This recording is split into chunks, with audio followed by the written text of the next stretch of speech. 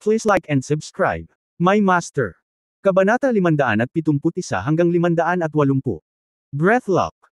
Ang momentum ng ninuno ni Ching Cheng ay tumaas na parang bundok, at ang kanyang hininga ay mahigpit na nakalock kay Yang Yian. Pagkatapos ay sinabi niya sa ninuno ng Tiangang Mountain na may madilim na mukha, "Matandang Chen, ang iyong biro ay hindi nakakatawa." Ito ang sinabi ng anak ng pamilya kong Chen ng personal. Nagsinungaling kaya siya sa akin? Ito ay, at dapat din itong malaman ni kapatid na Lei Leiting. Hindi lang iyon, pinatay din ng junior na ito na si Yang Yian ang master at apprentice ng Miao Village Master, haha, sa harap ng batang bayani. Hindi lang iyon, nakipag-away din siya sa 5 pangunahing sekta ng Secret Sect, Qing Cheng, Miao Village, Overseas Divine Sect, at Yinyu Sect, at nakapatay ng hindi mabilang na mga disipulo. Nakakamangha talaga. Sabi ng ninuno ng bundok Tiangang sa tono ng pag-uudyok ng gulo. Sa orihinal, ang bundok ng Tiangang na si Chen Tianhai ay mahigpit na tutol na muling ipagtanggol ang mga taong tungdaw, ngunit pinigilan ito ni Leiting, ang matandang lalaki ng diwata ng alak. Ngayon nalaman niya mula kay Chen Chengxiang na talagang pinatay ni Yang Yian ang mga tao mula sa Miao Village, na nagdulot kay Chen Tianhai na may plano sa kanyang isip. Pagkatapos noon, hindi na muling binanggit ni Chen Tianhai ang bagay na ito, ngunit siya ay nagpaplano at alam na ang matandang simutay ng Ching Cheng ay mahilig magpakitang gilas at magligtas ng mukha, kaya palagi niyang kinukuha si Ching Cheng bilang pinuno. Bukod dito, natagpuan din niya ang matandang si Jiexian upang ipahayag ang kanyang saloobin sa kanyang likuran. Siya ay magiging wuji sa pagitan ng Ching Cheng at Tantric Buddhism, kaya sa pagkakataong ito, sina Chen Chengxiang at Yang Yiu at iba pa ay pumunta sa Tiangang Mountain. Sa puso ni Chen Tianhai, hindi pa talaga siya naging tapat sa sinuman. May sarili siyang wishful thinking. Ngayong naabutan na niya ang pagkakataon, magsisimula na siyang gumawa ng gulo. Matapos bumalik si Leiting mula sa labas ng mundo, labis niyang hinangaan si Yang Yiu. Sinabi niya sa harap nila ng higit sa isang beses na si Yang Yiu ay isang henyo, kaya alam ni Chen Tianhai na ito ay isang magandang pagkakataon upang buksan ang isang puwang mula kay Yang Yiu. Dahil may 6 na tao sa panig ni Leiting, 3 tao lang ang Qing Cheng, Tantric Buddhism at Tiangang Mountain. Kung ang Miao Village ay magkahiwalay, magkakaroon sila ng isa pang tao sa kanilang panig, at ang laban ay hindi mapapantayin. Bukod dito, naitakda na ni Chen Tianhai ang sitwasyon sa huling sesyon at nakipagsanib puwersa sa Overseas Divine Sect at Yinuman. Ang mga sinaunang puwersa ng martial arts sa ibayong dagat ay mahigpit na itinaguyod ang pagbubukas ng daanan ng bundok dagat, kaya nang lumapit si Chen Tiangang sa Shenzong at Yinuman, nagtama ang dalawang panig. Napagkasunduan na kapag binuksan ang lihim na lugar ng Changbai Mountain, pipilitin nilang buksan ang daanan ng bundok dagat. Sa ganitong paraan, magkakaroon ng 6 na tao sa kanilang panig, at 5 tao sa gilid na pinamumunuan ni Leiting. Ang dalawang master ng Overseas Shenzong at Yinuman ay nasa virtual realm din, at ang 9 na tao na naruroon ay nasa virtual realm din. Ang lahat ay nasa iisang kaharian, at ang posibilidad na manalo ng 6 hanggang 5 ay tiyak na mapapahamak. Naghintay si Chen Tianhai ng isang araw sa loob ng mga dekada, at ngayon ay hindi na siya makapaghintay na buksan kaagad ang daanan ng bundok dagat, dahil alam niya kung anong uri ng mundo ang mundo ng bundok dagat. Ito ay isang mundo ng cultivation, at lahat ay nasa mundo ng cultivation, na mas malakas kaysa sa mga sinaunang martial artist, na may hindi mabilang na magic spells at mahiwagang kapangyarihan. Ang paraan ng paglilinang ay ang daan patungo sa immortalidad. Ano? Siya, Chen Tianhai, hinabol ay isang mas mataas na paraan, hindi lamang isang sinaunang martial artist. Sundin ang mga sinaunang aral upang bantayan ang daanan, pumunta sa impyerno. Ang 8 pangunahing sekta sa Jiushou ay may mga sinaunang martial arts masters na nagbabantay sa mga daanan ng bundok at dagat sa mga henerasyon, at sa wakas ay namatay sa daanan. Si Chen Tianhai ay hindi gustong sundin ang lumang landas ng kanyang mga nauna. Sa kanyang palagay, hindi lahat ng magsasaka sa mundo ng bundok at dagat ay mga magkakatay. Pinapatay nila ang mga tao sa lupa sa sandaling sila ay lumabas. Kahit patayin sila, lahat sila ay langgam. Ano ang kinalaman nito sa kanya? Iniisip pa nga ni Chen Tianhai na gusto ni Kunlun na maging Panginoon ng sinaunang martial arts world magpakailanman, kaya sinasadya niyang pinalalaki ang mga tao mula sa mundo ng bundok at dagat upang patayin ang lupa. Ito ay ganap na nakakaalarma. Ito ang paraan ni Kunlun na mapanatili ang kanyang katayuan bilang malaking kapatid sa sinaunang martial arts world, kaya hindi ito pinaniwalaan ni Chen Tianhai, at gayon din sina Qing Cheng at Miss Ong. Sa mga mata ni Chen Tianhai, ang mga taong pinamumunuan ni Leiting ay makaluma.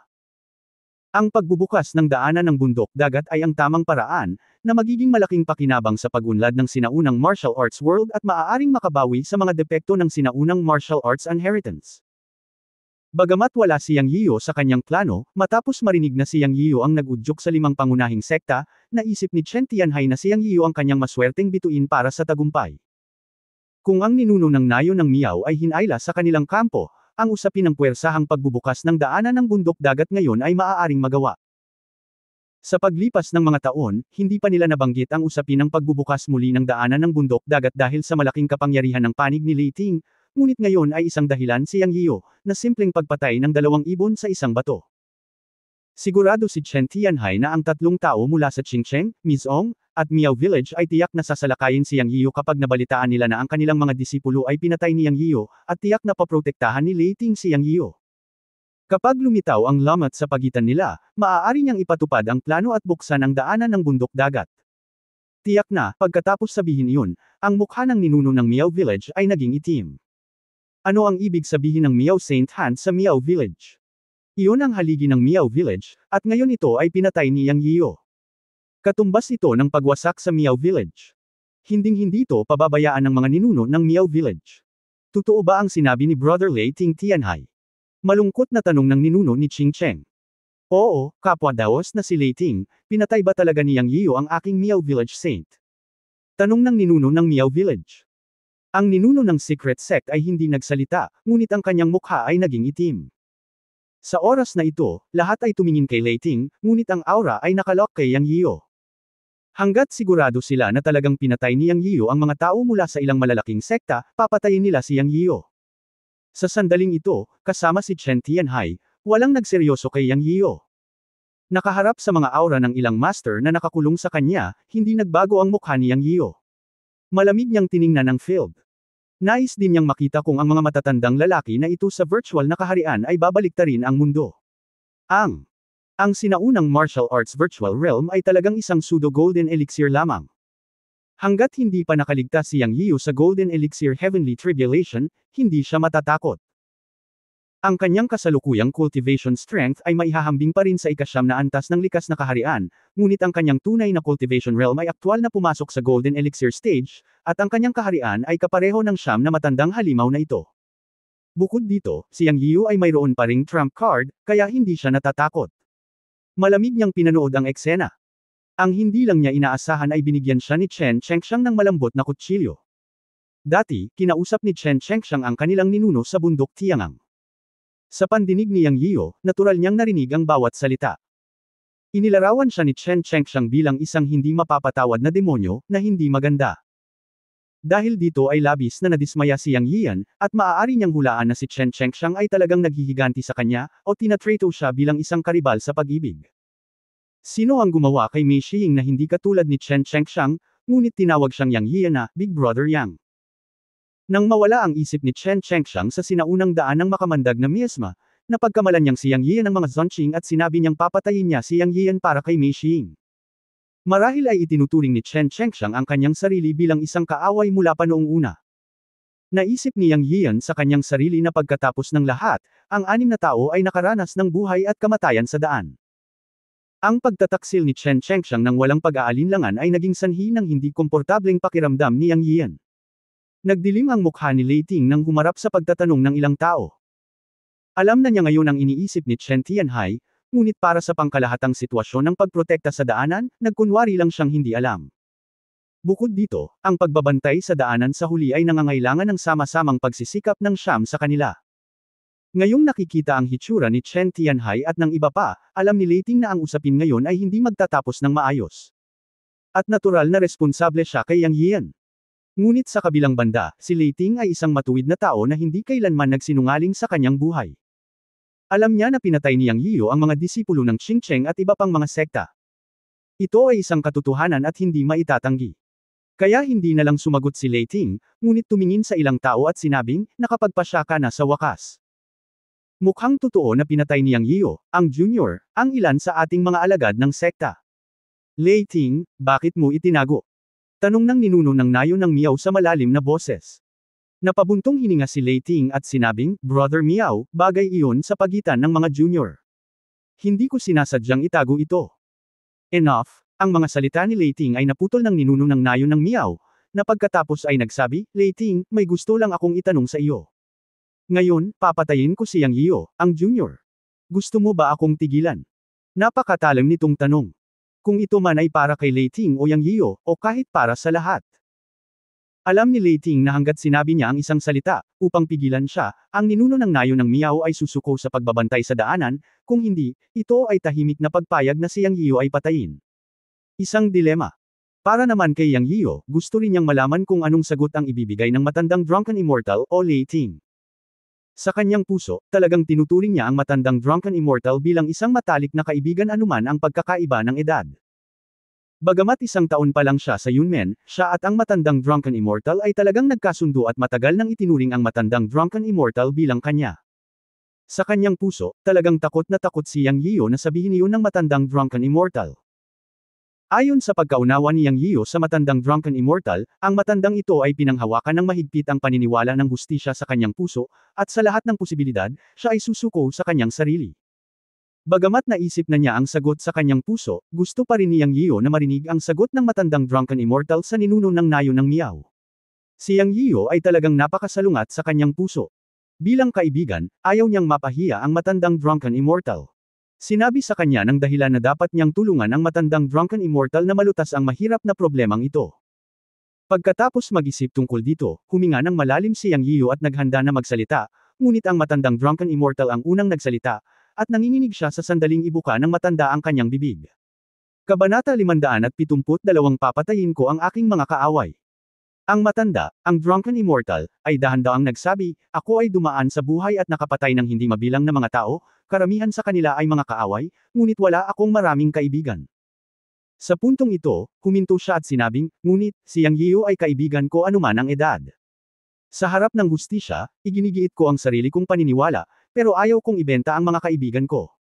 Paano ko hindi malalaman ang iyong mga lobo na ambisyon? Kung sino man ang maglakas loob na hawakan si Yang Yiyo ngayon, papatayin ko siya. Hindi ako magpapakita ng awas sa mga nang-ahas na sirain ang daanan ng bundok dagat. Ang matandang lalaki, ang Drunken Immortal. Ipinahayag ang kanyang kahulugan na hindi mo maaaring makuha ang iyong cake at kainin din ito, ngunit hiniling niya ang pareho. Alam ni Yang Yiyo na ang kahihinatnan ng matandang lalaki, ang Drunken Immortal, ay ang paggawa nito ay ipagsapalaran ng kanyang buhay, na katumbas ng pagsasakripisyo ng kanyang sarili. Habang kinikilig, lihim din siyang gamaan na ang pakikipagkaibigan niya sa matanda, anuman ang edad, ay hindi nawalan ng kabuluhan. Sa oras na ito, nagpatuloy ang matandang lalaki ng diwata ng alak, Chen Tianhai, ilang taon ka nang nagpaplano at sa wakas ay nakuha mo na ang gusto mo ngayon. Tawagan ang dalawang bridge clown sa labas sa. Ang matandang lalaki ng diwata ng alak ay natagpuan lamang ang dalawang makapangyarihang aura, na kung saan ay ang pagkakaroon ng mga multo. Nang hindi nag-iisip, maaari niyang hulaan na sila ay dalawang virtual realm masters mula sa ibang bansa na Shenzong at Yinyuman. Si Chen Tianhai ay natigilan at pagkatapos ay nag-react sa kanyang puso. Hindi niya naramdaman na may paparating na tao sa labas, ngunit naramdaman ito ni Leiting, na nagpapakita na muling dumami ang cultivation ni Leiting. At ngayon ang mga taong maaaring lumabas ay ang dalawang virtual na kaharian na nakipag-appointment sa kanya mula sa Shenzong at Yinyuman. Sa pagharap sa malinaw na saloobin ni Leiting na gustong yakapin si Yang Yiyo, napakasaya ni Chen Tianhai. Alam ba niya na ang ninuno ng nayon ng Miao ay nasa kanilang panig, at sa pagdating ng dalawang amo sa labas, maaaring maisakatuparan ang usapin ngayon. Sa pag-iisip nito, ganap na tinanggal ni Chen Tianhai ang belo ng pagkukunwari, hindi na nagtago kay Leiting, at direktang sinabi, dahil ito ang kaso, mangyaring magpakita, mga kapatid. Pagkatapos magsalita ni Chen Tianhai, 62 taong gulang na lalaki, isang matangkad at isang maikli, ang pumasok mula sa pinto. Shenzong Fengshuilang, Yinyuman Zonping, hindi ko inaasahan na buhay ka pa, pinaikit ni Leiting ang kanyang mga mata. Sinundan ni Yang Yiyo ang tingin ng matanda at nakita niya na si Shenzong Fengshuilang ay isang matangkad at payat na matandang lalaki, at si Yinyuman Zonping ay isang pandak at matabang lalaki. Pareho ang aura ng dalawa sa siyam na matatandang lalaki ng Jiaxian, kaya alam niyang sinaunang mandirigma din ang dalawa sa virtual realm. Ikaw Leiting ay hindi patay, kaya natural na kailangan nating mabuhay ng maayos. Ngumisi si Shenzong Fengshuilang. Mukhang may masamang balak ka pa ring buksan ang daanan ng bundok at dagat. Kung alam ko lang, dapat pinatay na kita sa ibang bansa. Sabi ni Leiting na may pamatay na aura. Sa nakalipas na 60 taon, pinangunahan ng dalawang taong ito ang mga sinaunang martial arts master sa ibang bansa na pumunta ng minsan upang buksan ang daanan ng bundok dagat, ngunit ang mga tao na pinamumunuan ni Lei Ting ang nanalo sa istasyong iyon, malubhang nasugatan ang dalawa at tumakas. Sa hindi inaasahang pagkakataon, dumating ulit ang dalawa ngayon. Siyempre, nasa loob din ito ng inaasahan ni Lei Ting. Sayang, walang regret medicine sa mundo. Lei Ting, alam mo ngayon, mali ang pagpupumilit mo. Ang mundo ay orihinal na bahagi ng mundo ng bundok at dagat. Ang dalawang buntot ay isa. Iniwan ng mga sinaunang pantas ang daanan ng bundok at dagat para makipag-usap ang dalawang mundo sa isa't isa. Matigas ang ulo mong bantayan ang daanan at huwag mong hayaang mabuksan, na labag sa kalooban ng langit. Ipinapayo ko sa iyo na buksan ang daanan, kung hindi, ngayon ang araw ng iyong kamatayan. Mabangis na sabi ng maikli at mataba na si Zonping. Bullshit, galit na galit si Lei Ting. Sa sandaling ito, ang kanyang mga mata ay dumaan kay Chen Tianhai at sa iba pang 6 na tao na parang isang talim. Walang kamalay-malay, si Chen Tianhai, ang mga ninuno ng nayo ng Miao, ang sekta ng Tantric, ang Qingcheng, kasama ang mga nahuling dumating na si Fang Shuilang ng Shenzong at Zonping ng pintuang daan ng Yinyu ay tumayo, syempre, kasama si Chen Chengxiang, 7 katao ang nakatayo sa isang tabi. Ito ay lubos na kabaligtaran sa pangkat na pinamumunuan ng Jiaxian, maliban na ang 5 tao kabilang sina Yang Yiyu at Zonqing ay may kalamangan sa bilang. Sa oras na ito, tumingin si Yang Yiyu sa matandang Jiaxian at sinabi sa isang nangingibabaw na boses, lahat kayo ay baliw. Ilang beses nang pumasok sa mundo ang Shanghai Realm mula noong sinaunang panahon. Hindi ba nagdusa ang mga taga-Jiushu noong panahong iyon? Hindi mo ba alam? O nakalimutan mo na? Hayaan mong sabihin ko sa iyo, kung ang Shanghai Realm ay dumating dahil sa iyong pagbubukas ng daanan, na nagiging sanhi ng paghihirap ng mga tao sa Jiushu, kayo ang magiging mga makasalanan ng Jiushu. Lei Ting, huwag kang maalarma. Alam ng lahat sa labas kung sino ang mga tao sa Shanghai Realm. Sila ay mga magsasaka na nagsusumikap sa mahusay na paraan. Paano nila napatay ang mga tao nang walang dahilan? Ayaw mong buksan ang daanan, hindi ba para mapanatili ang iyong katayuan bilang kuya ng sinaunang martial arts world ni Kunlun? Sa wakas ay sinabi ni Chen Tianhai ang gusto niyang sabihin sa lahat ng mga taon na ito. Haha, napakataas ng tingin ko sa iyo, Chen Tianhai, hindi maaaring magtulungan ang mga taong may iba't ibang landas. Ngayon, makikita ko kung sino ang maglakas loob na buksan ang Shanghai Passage. Subukan mo lang. Ang kamay ni Lei Ting ay kumislap ng malamig na liwanag habang nagsasalita siya, at lumitaw ang isang sinaunang espada.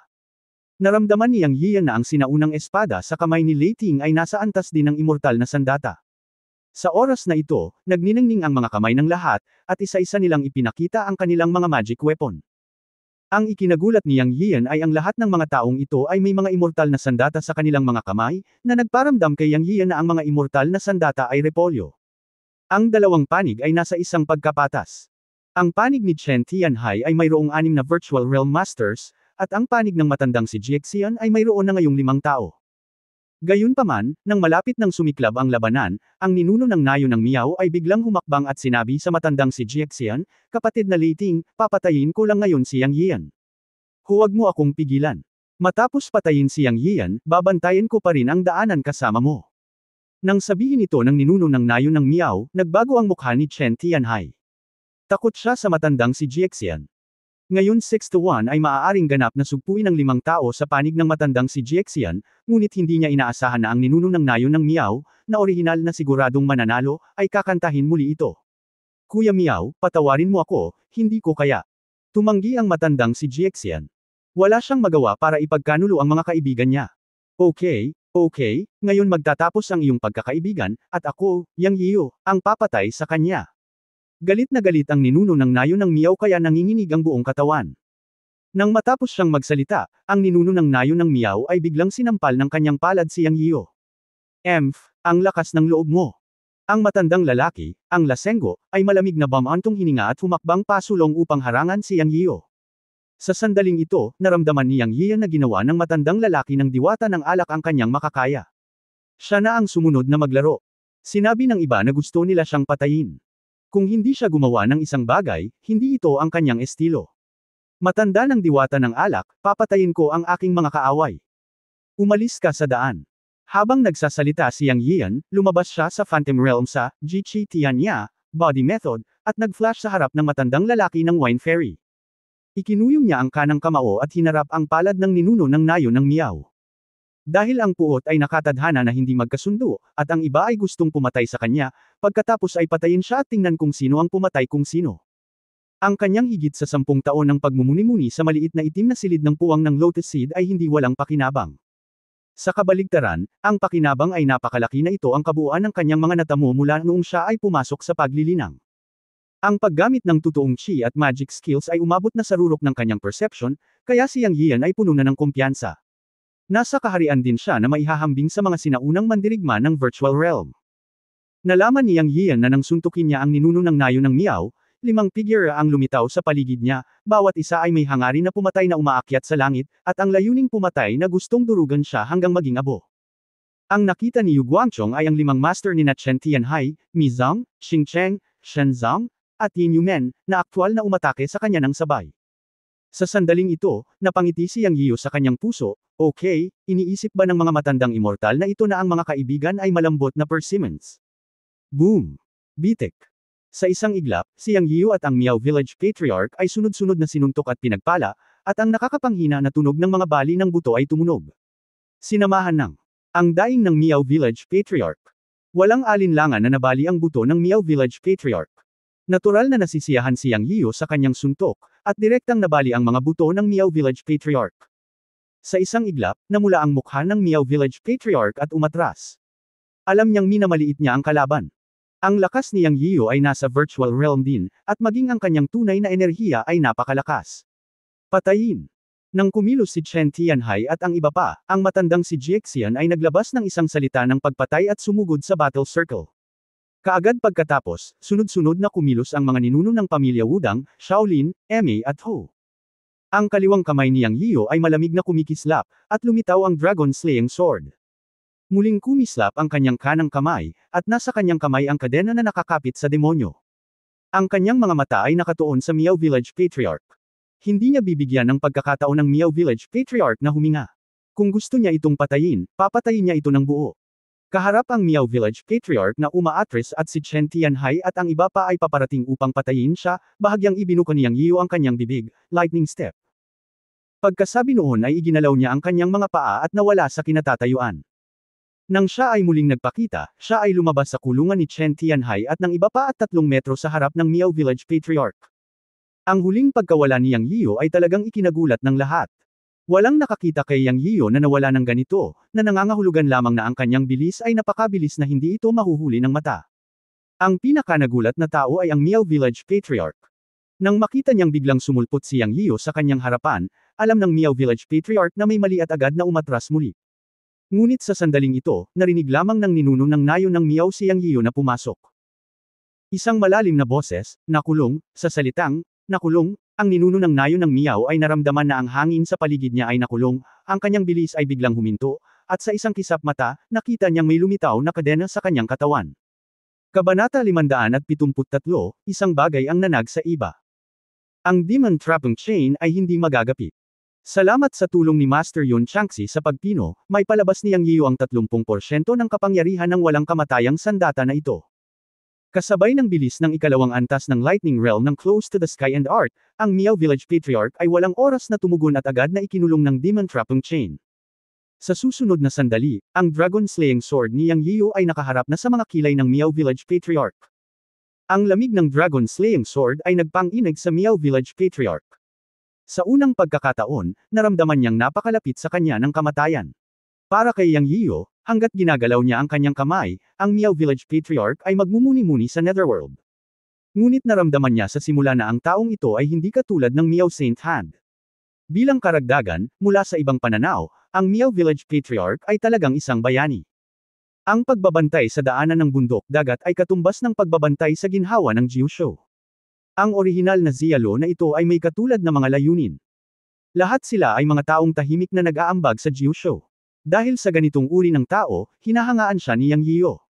Dala ang espada sa kamay, bahagya siyang nag-alinlangan. Dapat bang patayin ang Miao Village Patriarch? Dapat ba siyang patayin? Tanong ni Yang Yiu sa kanyang sarili sa kanyang puso.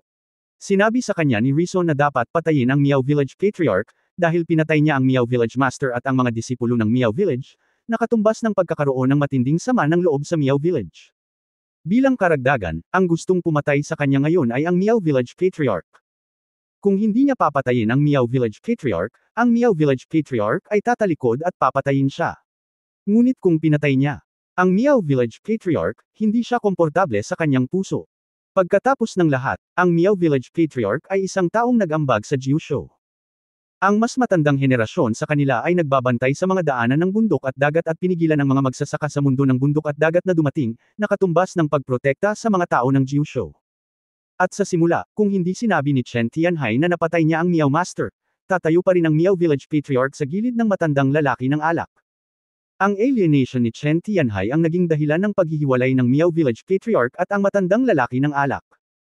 Kahit sa mga sandaling iyon, sinabi ng Miao Village Patriarch sa matandang lalaki ng alak na hanggat nagpakamatay siya, susundan pa rin niya ang matandang lalaki ng alak upang bantayan ang daanan.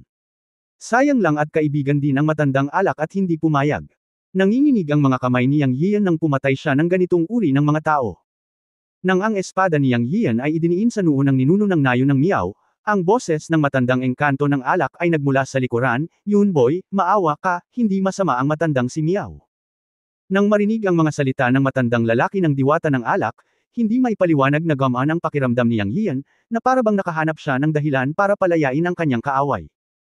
Sa ibabaw, siya ay sumangot ng malamig, at binawi ni Yang Yian ang Dragon Slaying Sword at lumitaw ang 9 na pilak na karayom at agad na tinusok ang katawan ng ninuno ng nayon ng Miao, ganap na tinatakan ang kanyang kultibasyon at nawalan siya ng kakayahang gumalaw. Ay bypass siya, at huwag hayaang gumawa siya ng gulo para sa iyong sarili. Pagkatapos ay iwinagayway niya ang kanyang kamay para bawiin ang tanikala na nakakabit ng demonyo. Sa oras na ito, lumingon si Yang Yian at ang kanyang malamig na mga mata ay unang ipinukol kay Chen Tianhai. Hindi tulad ng ninuno ng nayon ng Miao, nakita ni Yang Yian ang walang katapusang ambisyon sa mga mata ni Chen Tianhai. Alam niya na si Chen Tianhai ang uri ng tao na hindi nababalik, at gustong buksan ang daanan ng bundok at dagat. Kaya ang susunod na taong haharapin niya ay si Chen Tianhai. Sa oras na ito, talagang nasa santukan ng field, kabilang ang ilang tao mula sa Zonqing na sumali sa laban. Sa kasamaang palad, sa mga mata ni Yang Yian, ang mga Zonqing ay hindi kasing husay ng mga matandang halimaw na ito sa virtual realm. Sila ay apektado ng mga resulta ng mga masters na ito mula sa simula at hindi makakatulong sa lahat. Ang tunggalian sa pagitan ng mga master ay hindi biro. Kung hindi ka mag-iingat, makakaapekto ito sa fish pond. Kaya't ang mga taga-Zonqing ay nakatutok kay Chen Chengxiang. Kung hindi siya kayang talunin ng matanda, hindi ba niya kayang harapin ang binata? Ang mga aksyon ni Chen Chengxiang ay isang pagtataksil din sa mata ng mga Zonqing, kaya kinubkob nilang apat si Chen Chengxiang. Nang makita ito, hindi na pinansin ni Yang Yian. Iginalaw niya ang kanyang mga paa at sumilip sa gilid ni Chen Tianhai. Sa oras na ito, nakikipag-away si Chen Tianhai sa matandang lalaki ng diwata ng alak. Si Chen Tianhai ay hindi isang fuel-saving lamp. Ang kanyang lakas sa paglilinang ay hindi rin maarok. Nakipag-away siya sa matanda ng diwata ng alak. Ang magic weapon sa kanyang kamay ay isang kulay dugong Zen stick na may nakaukit na bungo, na naglalabas ng masamang aura mula sa malayo. Sa mga mata ni Yang Yian, ang matandang lalaki ng diwata ng alak ay natakot at hindi nang ahas na direktang kontaken ang Zen stick ni Chen Tianhai. Kaya nang nilapitan ni Yang Yiu si Chen Tianhai, napakaingat din niya. Nang makaiwas siya, inihampas niya ang Dragon Slaying Sword kay Chen Tianhai at sinubukan siyang hampasin. Malamig na sumangot si Chen Tianhai sa sandaling ito na parang may mga mata sa likod ng kanyang ulo. Ang pulang dugong bungo na si Zen na staff sa kanyang kamay ay biglang umilo sa dugo. Nang hindi ibinaling ang kanyang ulo, inindayog niya ang espada na tumatama kay Yang Yiu mula sa likuran. Boom! Mag-ingat sa kanyang dagwang Zen staff, mabilis na paalala ng matandang si Jiexian kay Yang Yiu. Bagamat matagal nang naging alerto si Yang Yiu, hindi pa rin niya maiwasang mapabuntong hininga sa kanyang puso matapos itong iwagayway ni Chen Tianhai. Nagbanggaan ang Dragon Slaying Sword at ang Zen Staff ni Chen Tianhai. Biglang naramdaman ni Yang Yiu ang isang malakas na puwersa na halos nagpawala sa Dragon Slaying Sword sa kanyang kamay mula sa kanyang kamay. Ang malakas na totoong enerhiya ni Chen Tianhai ay medyo lampas sa imahinasyon ni Yang Yiu. Pakiramdam ko ay mas malakas ang totoong enerhiya ni Chen Tianhai kaysa sa kanya. Pagkatapos ng mga suntok, namanhid ang braso ni Yang Yian, at ang Dragon Slaying Sword sa kanyang kamay ay nasagasaan ng liwanag ng dugo o masamang espiritu na ibinubuga mula sa staff ng Zen ni Chen Tianhai, at ang Dragon Slaying Sword ay nanginig. Ang masamang espiritu ng dugo ng mga kawani ng Zen ni Chen Tianhai ay maaaring sugpuin ang enerhiya ng Xuanhuang Sword sa kanyang Dragon Slaying Sword. Ito ang unang pagkakataon na nakatagpo si Yang Yian ng puwersa na maaaring sugpuin ang enerhiya ng Xuanhuang Sword. Talagang nabigla siya at mabilis na umatras upang pasiglahin ang tunay na enerhiya sa Dragon Slaying Sword para iwaksi ang kasamaan sa dugo. Ang ikinagulat ni Yang Yian ay nangyari. Nalaman niya na ang dugong masamang espiritu sa Zen staff ni Chen Tianhai ay parang isang plaster ng balat ng aso, mahigpit na nakakabit sa kanyang Dragon Slaying Sword na parang uod sa tarsal bone, at hindi maalis sa totoong enerhiya. Ngayon alam ko na nawalang ganap na kapangyarihan sa mundo, at ang lahat ay relatibo. Dati pakiramdam ko ang enerhiya ng Xuanhuang Sword sa Dragon Slaying Sword ay hindi matatalo, ngunit hindi ko inaasahan na ngayon ay pinigilan ni Chen Tianhai ang enerhiya ng Xuanhuang Sword sa isang hampas lamang ng Zen Staff Blood Evil. Hindi sa malakas ang enerhiya ng Xuanhuang Sword, ngunit hindi nito natugunan ang kaaway. Ngayon ang Zen Staff Blood Evil ni Chen Tianhai ay ang kaaway ng Dragon Slaying Sword, at isang bagay ang makakatalo sa isa pa. Kung hindi maalis ang kasamaan sa dugo, ang enerhiya ng Xuanhuang Sword sa Dragon Slaying Sword ay hindi magagawa, at ang kapangyarihan ay lubos na mababawasan. Tulad ng pagkagulat ni Yang Yiu, nginisya ni Chen Tianhai, at nagwalas ng isa pang suntok. Naramdaman ang masamang dugo sa mga kawani ng Zen ni Chen Tianhai na may mga multo at lobo na umaalulong, naging dahilan ito ng pagkabalisa ng mga tao.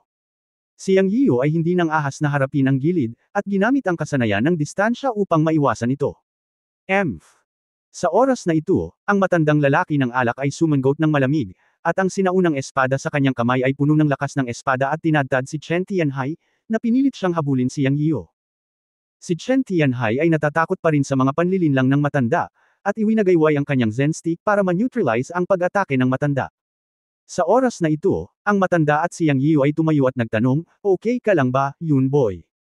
Mag-ingat sa skeleton blood staff ni Chen Laoguai na blood evil at huwag magunahan." "Okay lang," sagot ni Yang Yiu.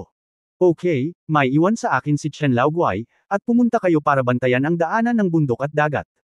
Ang gitna ng Lotus Platform ay nasa loob ng 3 metro. Huwag hayaang sirain ito ng sinuman," sabi ng matanda. Nakita ni Yang Yiu na ang lugar sa likod ng matanda ay ang sentro ng buong Lotus Platform. Hindi pa siya umalis dito simula pa lang. Siya pala ang nagbabantay sa gitna ng formation. Bagamat walang nakikita ang hubad na mata, nararamdaman pa rin ni Yang Yiu na mayroong malakas na espiritual na pagbabago sa gitna ng Lotus Platform. Tumanggo siya, "Mag-ingat ka, talagang paprotektahan ko ito." Pagkatapos noon, sumigaw si Yang Yiu sa mga taong Zonqing, "Halika rito, mga halimaw na Zon."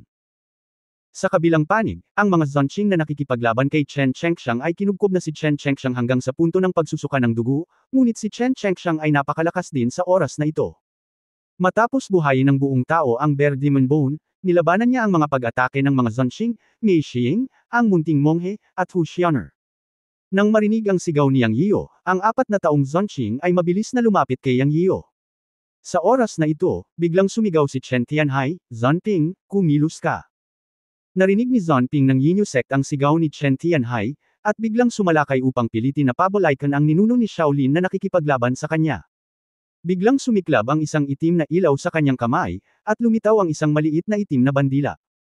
Sa mga mata ni Yang Yiu, ang maliit na bandila sa kamay ni Zonping ay natatakpan ng mga ron, na kakaiba. Pagkatapos ay umungal siya, nagwisik ng isang subo ng dugo sa maliit na bandila at umungal, "Bandera ng dugo ng demonyo, liwanag na nagbabagong dugo, bumangon." Pagkatapos ay nagbago ng husto ang mukha ng matandang si Jiexian.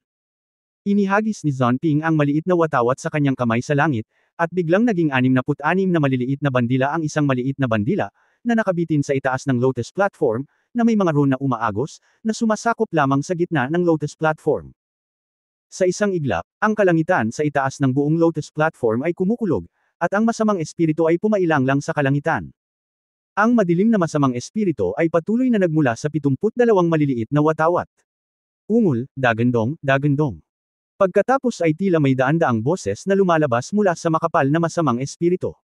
Kabanata 574, Walang hangganan na pagpatay.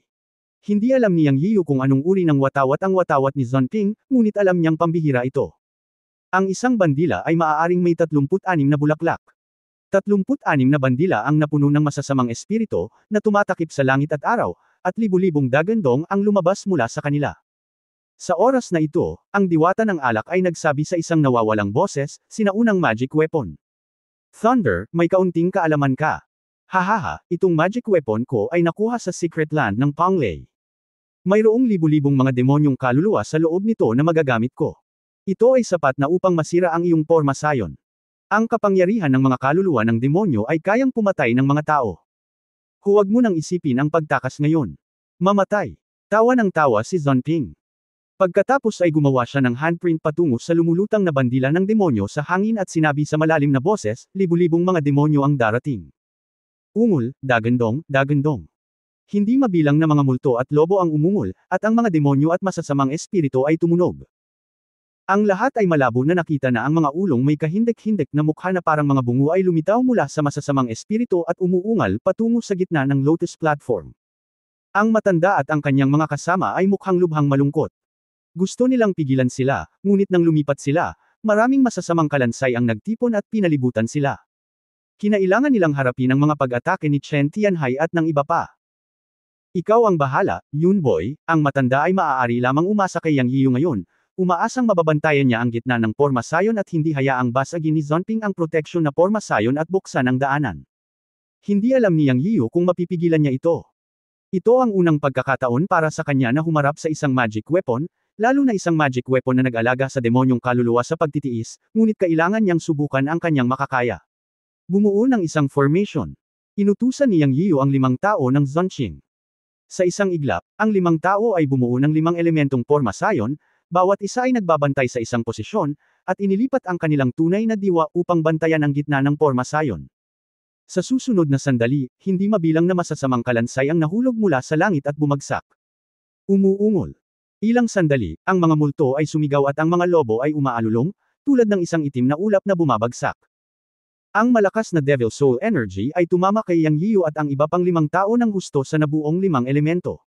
Boom! Bitik! Puff! Sa isang galaw lang, ang 5 elementong porma sayon ni Yang Yiyu at ng iba pang 5 tao ay nasira ng epekto ng demonyong enerhiya. Si Hu Xiao'er, na bahagyang mahina sa cultivation, ay dumura ng isang subo ng dugo, at nabigla. Kahit na kumukulo ang dugo ni Yang Yiyu, ang kapangyarihan ng demonyong enerhiya ay lampas sa imahinasyon.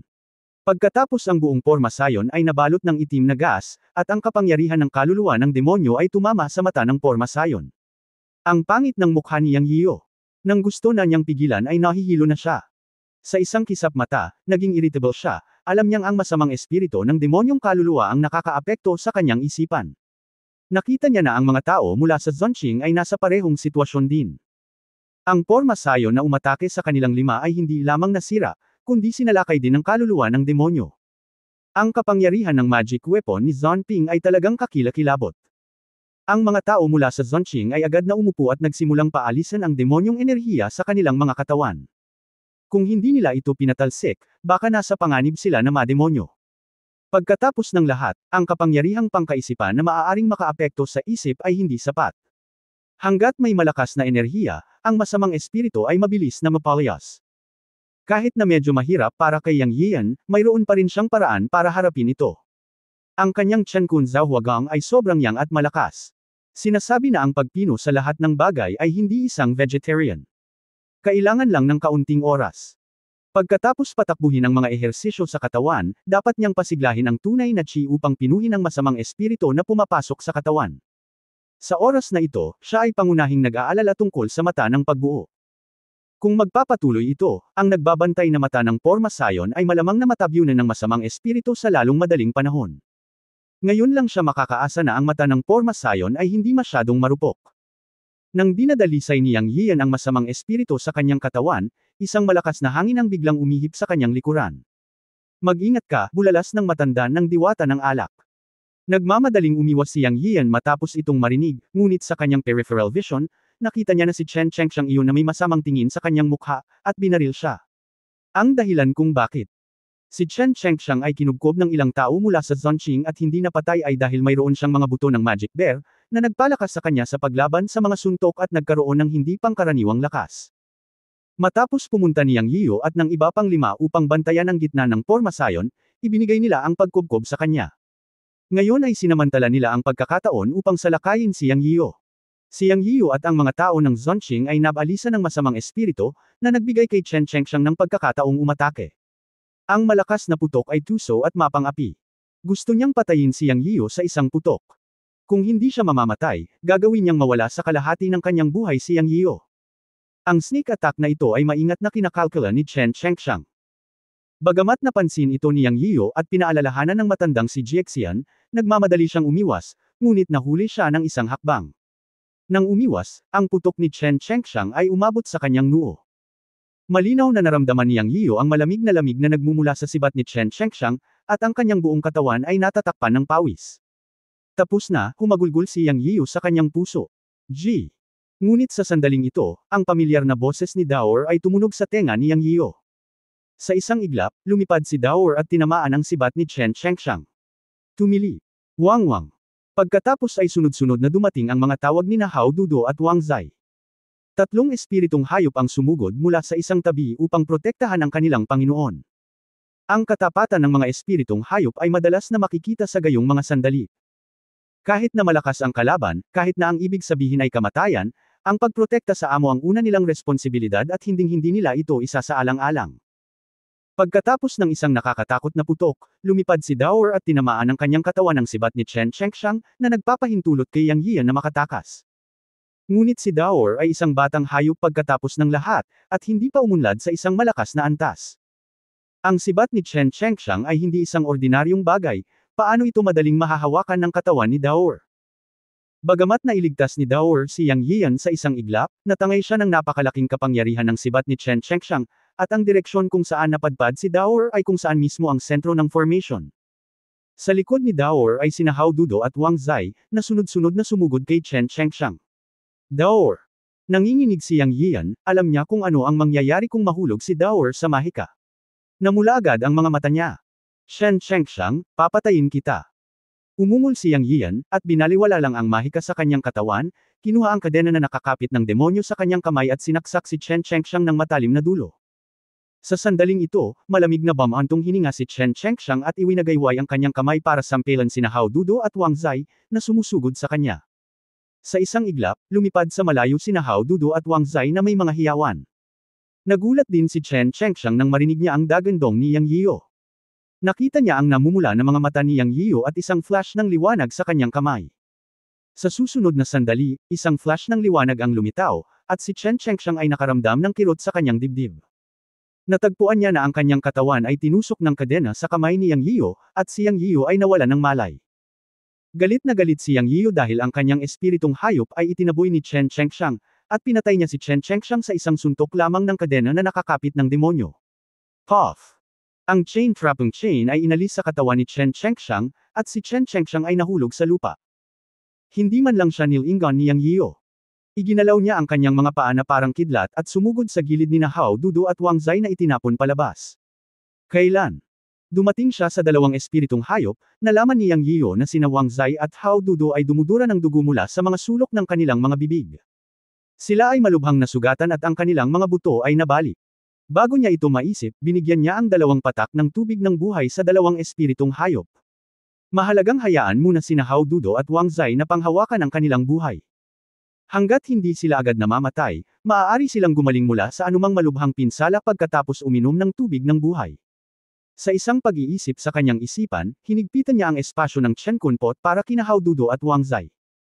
Pagkatapos ay iginalaw niya ang kanyang mga paa at sumugod sa gitna ng porma sayon. Hindi niya alam kung ano ang kalagayan ni Daor. Siya ay labis na balisa. Gayunpaman, sa sandaling ito, isang malaking halaga ng enerhiya ng demonyong kaluluwa ang lumitaw sa paligid niya, at 12-12 ng mga skeleton na kaluluwa ng demonyo ang nakapalibot sa kanya. Si Zhonping ay matanda na at walang kamatayan. Ang pagpaslang na hangarin ni Yang Yiyo ay tumaas sa langit, at ang kanyang mga mata ay lalong namula at namula. Ang hindi niya alam ay nakakaapekto na sa kanyang isipan ang Demon Soul Energy sa kanyang katawan. Sa sandaling ito, si Yang Yiyo ay mayroon lamang mamamatay na hangarin sa kanyang puso, at ang dahilan ay umiral. Isang bagay ang naintindihan niya, na kailangan muna niyang patayin si Zhonping, at siya ang kumokontrol sa kaluluwa ng demonyo. Namimili ng kamay ng bituin. Moon Fishing Hand. Pagnanakaw ng langit. Agad na ipinakita ni Yang Yiyo ang tatlong galaw ng likas na kapangyarihan ng Tongbi Ape. Sa orihinal, ang ikatlong galaw ng kamay na nagnanakaw ng langit ay isasagawa na, ngunit pagkatapos na maunawaan ito sa espasyo ng buto ng lotus, ginawa niya ito sa ibang pagkakataon. Ang totoong enerhiya sa kanyang katawan ay naubos sa isang iglap. Inilabas ni Yang Yiyo ang huling Tianyuan pill at ang natitirang dalawang Nirvana pills. Nais lamang niyang mapunan ang kanyang tunay na lakas. Gusto niyang patayin si Zonping at sirain ang mga demonyong kaluluwang ito. Siya. Nais ding mahanap si Daor. Si Daor ay itinulak ni Chen Chengxiang sa mata ng Porma Sayon at lumipad sa kaluluwa ng demonyo. Ang buhay at kamatayan ay hindi tiyak. Ginawa ang tatlong galaw ng mahiwagang kamay at sinunggaban ang mga kaluluwang demonyo na kumugkob sa kanya. Boom! Umuungol. Ang mapurol na katawan ay umalingaw-ngaw sa buong Lotus platform, at isang malaking vibration ang naganap, at ang buong Lotus platform ay nanginginig.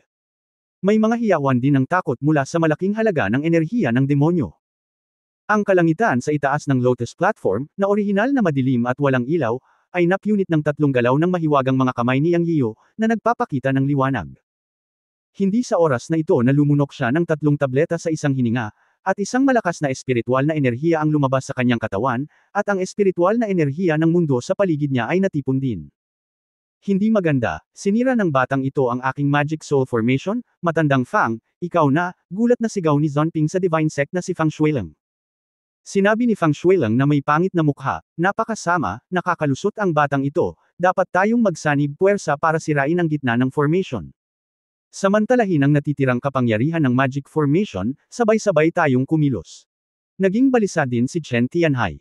Kabanata 575, Pagbagsak ng maliit na mundo ng Space Storm. Ang aura ni Yang Yian ay patuloy na tumaas, ang kanyang katawan ay kumaluskos, at ang kanyang buong katawan ay nanginginig. Sa sandaling ito, nakapasok siya sa yugto ng Jindan. O ang yugtong Quasi-Jindan. Bago siya nakaligtas sa Jindan Heavenly Tribulation, siya ay nasa Quasi-Jindan Realm. Inaasahan ni Yang Yian na makakalusot siya. Noong siya ay nasa Black Lotus Cave, napagtanto niya ang Quasi-Jindan Realm nang pumasok siya sa Lotus Seed Space Cultivation Realm. Ngayong nakalunok siya ng tatlong mid-range na Pildores ng sabay-sabay, kasama ng kanyang kasabikan, natural na para sa kanyang lakas na umangat sa kaharian ng Quasi-Jindan.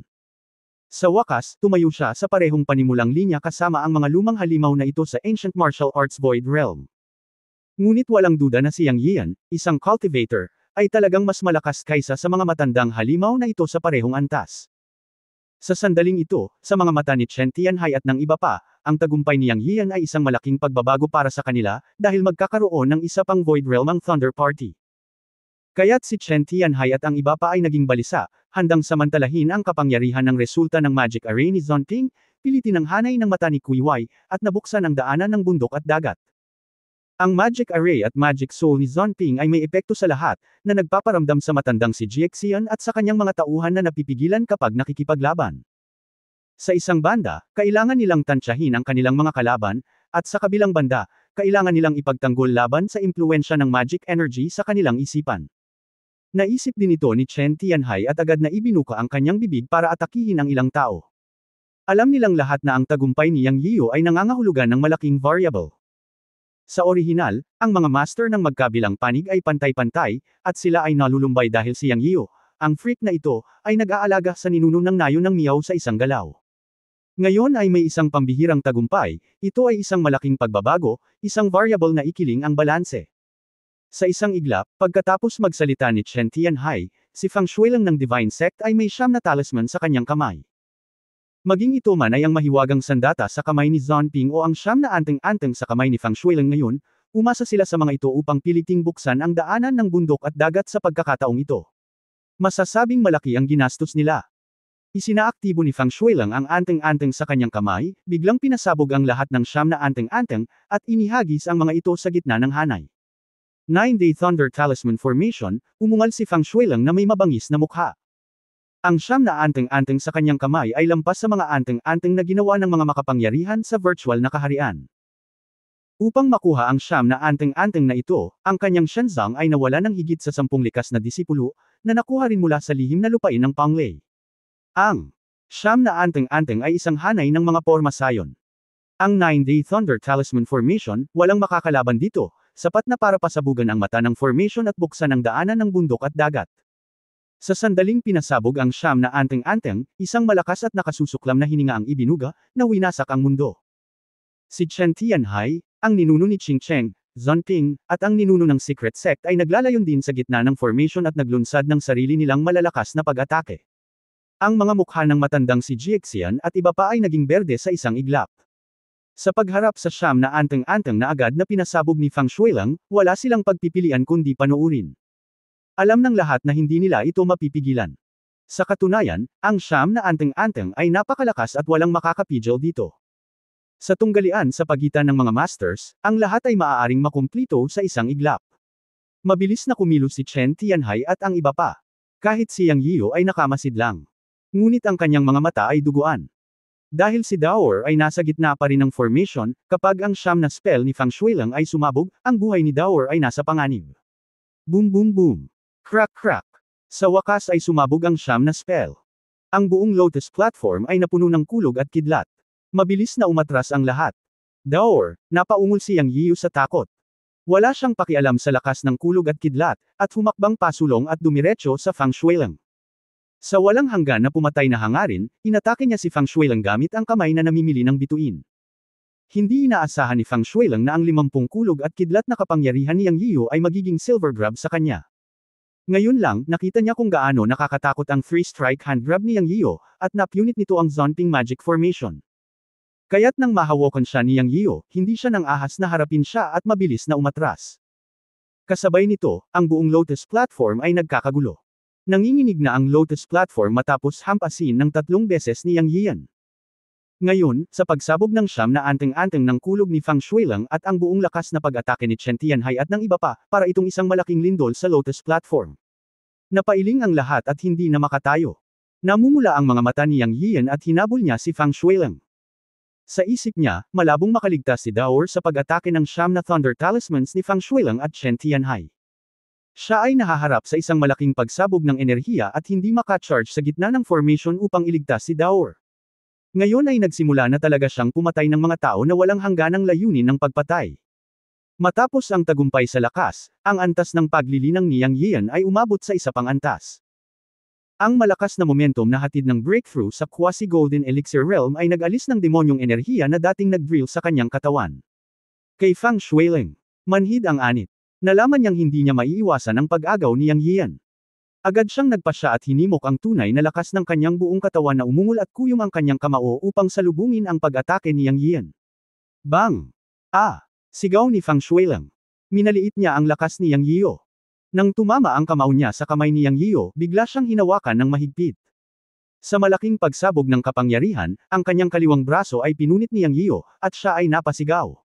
Pagkatapos, si Fang Shuilang ay sumigaw sa takot, hindi. Nalaman niya na sa susunod na sandali ay lumitaw ang espada ni Yang Yiu sa kanyang dibdib. Puff! Isang lamig ang damaloy sa kanyang puso. Sinabayan pa ng napakalaking puwersa na dumurog sa kanyang katawan. Namatay si Fang Shuilang. Inihagis ni Yang Yiu ang Dragon Slaying Sword sa kanyang kamay at hinati si Fang Shuilang sa kalahati. Sa oras na ito, nagbago ang mukha ni Chen Tianhai at ng iba pa. Nakita nilang pinatay ni Yang Yiu si Fang Shuilang sa isang iglap, at lahat sila ay natakot. Sa sandaling ito, isang malaking tunog ang umalangaw sa buong formation. Boom! Isang malakas na hangin ang umihip mula sa manipis na hangin, at ang demonyong enerhiya sa buong Lotus platform ay natangay ng malakas na hangin. Sa oras na ito, nawala din ang demonyong enerhiya na bumabalot sa matandang si Jiaxian at iba pa. Nang tila malapit ng mag-away ang magkabilang panig. Isang tunog ng basag na salamin ang umalangaw. Kotsa! Lumingon ang lahat at tumingin sa formation center ng Lotus platform. Sa formation center, may mga dumadaloy na ron na mabilis na umaagos, at nakita ng mata ang isang milky white barrier na lumitaw, ngunit may bitik dito. Mapait na sinabi ng matandang si Jiaxian, bukas naman ito. Nakatitig sa mga mata si Chen Tianhai at ang iba pa. Hinanap ni Yang Yiu si Daoer sa isang iglap. Buti na lang at nakita niyang nababalot ng dugo ang gininto ang buhok ni Daoer pero buti na lang at may hininga. Nagmamadali siyang umiwas sa tabi ni Daoer, ngunit sa sandaling ito. Dumagundong ang buong altar. Bitik. Ang array eye barrier ay ganap na nasira at nawala sa pagkakataong ito. Pagkatapos ay may sunod-sunod na tunog ng pagkabasag ng salamin. Bitik. Bitik, basag.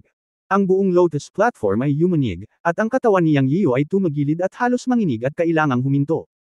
Sa oras na ito, nalaman ng lahat na ang malaking Lotus platform ay may mga bitik na parang spiderweb na patuloy na kumakalat. Hindi maganda, ang altar ng Lotus platform ay malapit ng gumuho, lahat magmadali, ang matandang lalaki na si Jiaxian ay nagmamadaling tinawag si Yang Yiu at ang iba pa upang lumikas. Ngunit isa-isang tumingin si Chen Tianhai at ang iba pang pangit. Bagamat matagumpay nilang pinasabog ang array at binuksan ang daanan ng bundok at dagat, ang kasalukuyang sitwasyon ay ang buong altar ng Lotus Platform ay malapit ng gumuho. Ang daanan ng bundok dagat mismo ay nasa isang malaking Lotus Platform. Kapag bumagsak ang Lotus Platform, nangangahulugan ito na babagsak ang daanan ng bundok dagat. Hindi ito ang gusto nilang makita. Ang kanilang layunin ay pumunta sa mundo ng bundok dagat, o upang hayaang mapunta ang mga tao mula sa mundo ng bundok dagat. Ngayong ang Lotus Platform ay gumuho at ang daanan ay nawasak, ang pangarap na ito ay nasira. Nakita ang puot ni Yang Yio, ngunit wala siyang magagawa. Alam ni Chen Tianhai na ang tatlong dating mahiwagang kapangyarihan ni Yang Yio kasama ang siyam na spell ni Fang Shuilang, at ang kanilang buong lakas na pag-atake, ang naging dahilan upang hindi makayanan ng Lotus Platform Tabo Altar ang napakalaking pressure, kaya naman ganito. Ngayon ang pagbuo ng buong Lotus Platform Altar ay nawasak. Kakaiba kung hindi ito bumagsak. Nang matapos ang pag-ungol ng matanda ng diwata ng alak. Ang buong Lotus Platform Altar sa wakas ay gumuho. Boom boom boom. Ang halos 100 meter Lotus Platform Altar ay napunit sa isang iglap. Sumabog ito. At sa pagsabog ng Lotus Platform Altar, isang malaking puwersang pansiwang, na pinili mula sa dating formation ay parang buhawi. Walang nakaligtas at tinangay ng napakalaking puwersang ito sa isang iglap.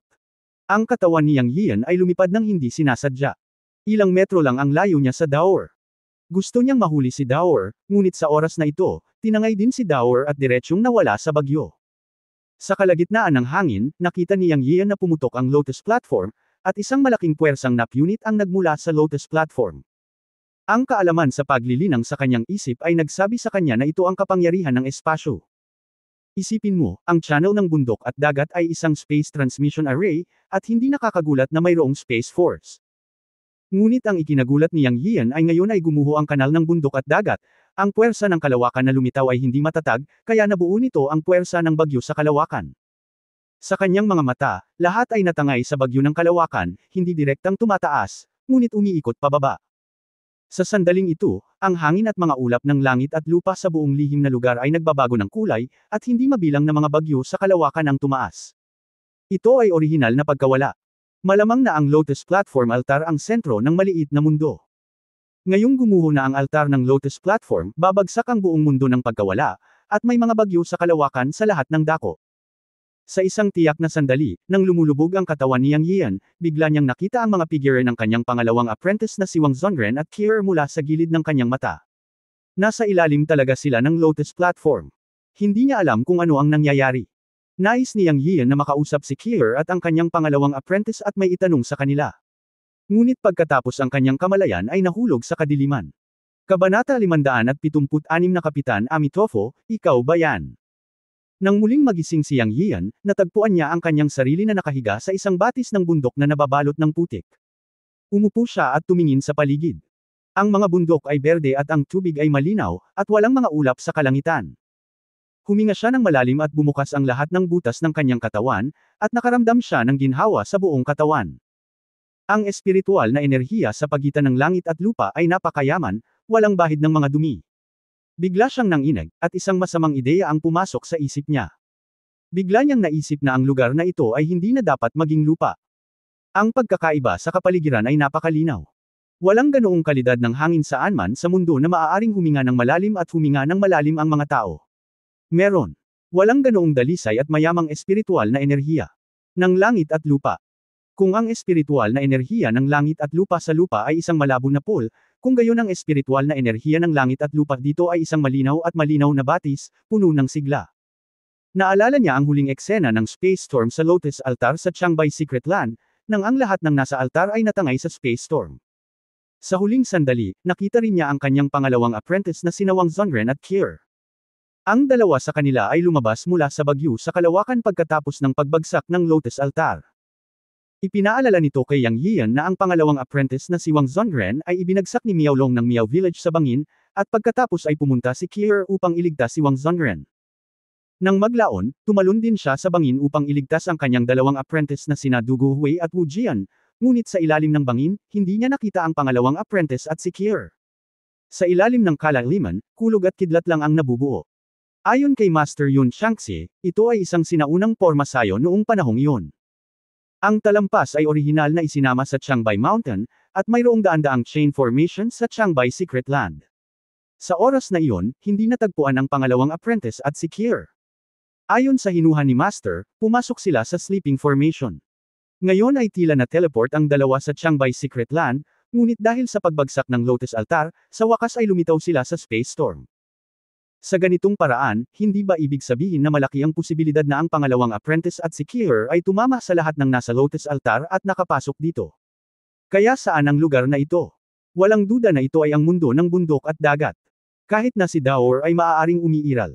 Si Mei Xiying, Zhang Qingren, at ang matandang si Jiexian ay ganito. Posible bang gumuho ang espasyo ng buong Changbai Secret Land, at lahat ng pumasok dito ay maaaring nakapasok sa Mountain and Sea Realm? Ang pinakamatandang disipulong si Dugu Hui, ang ikatlong disipulong si Wu Jian, Wudang Chanju at iba pa ay maaaring natangay sa lugar na ito ng bagyo sa kalawakan. Siyempre, totoo man o hindi, kailangang kumpirmahin ito ni Yang Yiyo. Anyway, sa sandaling ito, siya ay napapalibutan ng isang lambak, at walang tao doon. Alam ni Yang Yiyo na ang pangunahing prioridad ay ang paghahanap ng ibang tao ng mabilis at tumingin sa paligid upang makita kung narating na nila ang Mountain and Sea Realm, o kung natangay na sila ng bagyo sa ibang lugar sa Changbai Mountain. Makalipas ang kalahating oras, lumabas si Yang Yiyo sa lambak. Tumakbo siya ng 3 milya at wala siyang nakita ni isang tao, lalo na't hanapin ang matandang sina Jiexian at Mei Xiying, maging ang mga kalaban. Ngunit may isang bagay na sigurado si Yang Yiyo, tiyak na hindi ito ang lupa. Ang lugar sa loob ng radius na 3 milya ay puno ng primitive at sinaunang kapaligiran. Walang ganoong kapaligiran sa mundo.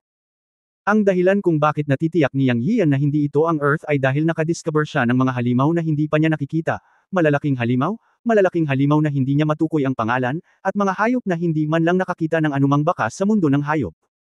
Dahil sa hindi paghahanap ng pamilyar na tao, medyo nairita si Yang Yiyan.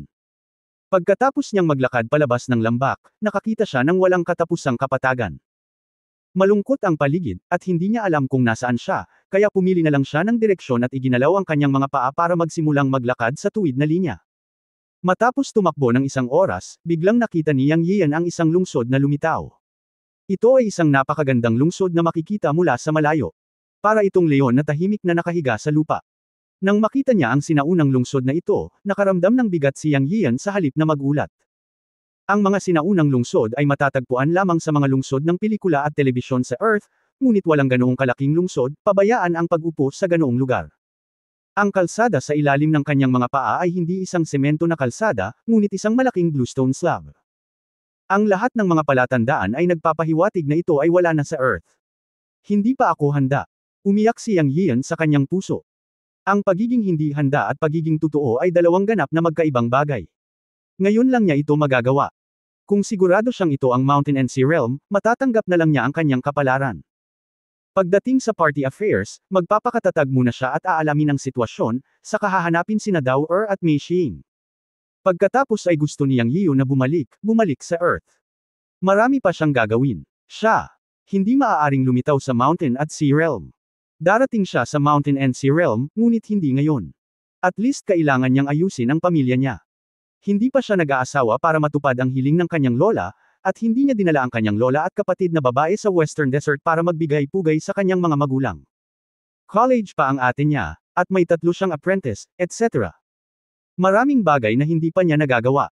Sa kaunting pagkabalisa, binagalan ni Yang Yiyo ang kanyang lakad at hakbang-hakbang na naglakad patungo sa lungsod sa kanyang paningin. Habang papalapit siya, sa wakas ay nakita ni Yang Yiyo na ito ay isang lungsod na halos 10 metro ang taas. May moat at pader ng lungsod.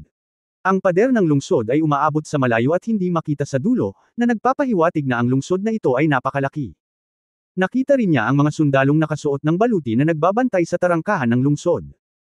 May mga nagkalat na mga figure na pumapasok at lumalabas sa gate ng lungsod, ngunit tila kailangan silang tanungin ng mga sundalo bago sila mapalaya. Nang lumakad siya ng 10 metro, lumubog ang puso ni Yang Yiyo. Nalaman niya na ang mga sundalong nagbabantay sa tarangkahan ng lungsod ay pawang mga magsasaka, at ang pagtatanim ng mga sundalo ay pawang nasa yugto ng pagtatayo ng pundasyon. May mga 3 malalaking tradisyonal na karakter na Chino na nakasulat sa gate ng lungsod Jiaoyao City. Pinigilan ni Yang Yiyo ang kanyang cultivation aura, at mukhang isang cultivator sa unang bahagi ng pagtatayo ng pundasyon, at pagkatapos ay naglakad patungo sa gate ng lungsod na nakataas ang kanyang ulo. Tumigil ka. Isang dagandong ang tumunog, at ang mga sundalong nagbabantay sa gate ng lungsod ay agad na pinalibutan si Yang Yiyo. Kumunot ang noo ni Yang Yiyo, hindi niya maintindihan kung bakit pinalibutan siya ng mga sundalong ito. Sino ka? May yudi ka ba? Isang nasa katanghaliang gulang na lalaki na mukhang nagmamarcha ang nagtanong kay Yang Yiyo. Sa mga mata ni Yang Yian, ang taong ito ay nasa ikasyam na antas ng pagtatayo ng pundasyon. Nakaramdam siya ng pait. Paano magkakaroon ng Jade Butterfly ang isang modernong tulad niya? Mayroon nga siya sa kanyang pagkakakilanlan, ngunit ang susi ay kung kinikilala mo ito o hindi. Napaisip siya, pero kailangan pa rin niyang sabihin.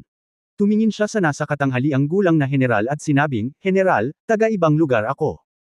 Wala akong Jade Butterfly sa akin. Ako si Yang Yian, mula sa Jiusho." Si Yang Yian ay nagkaroon ng ideya at gumawa ng pagkakakilanlan para sa kanyang sarili. Jiusho.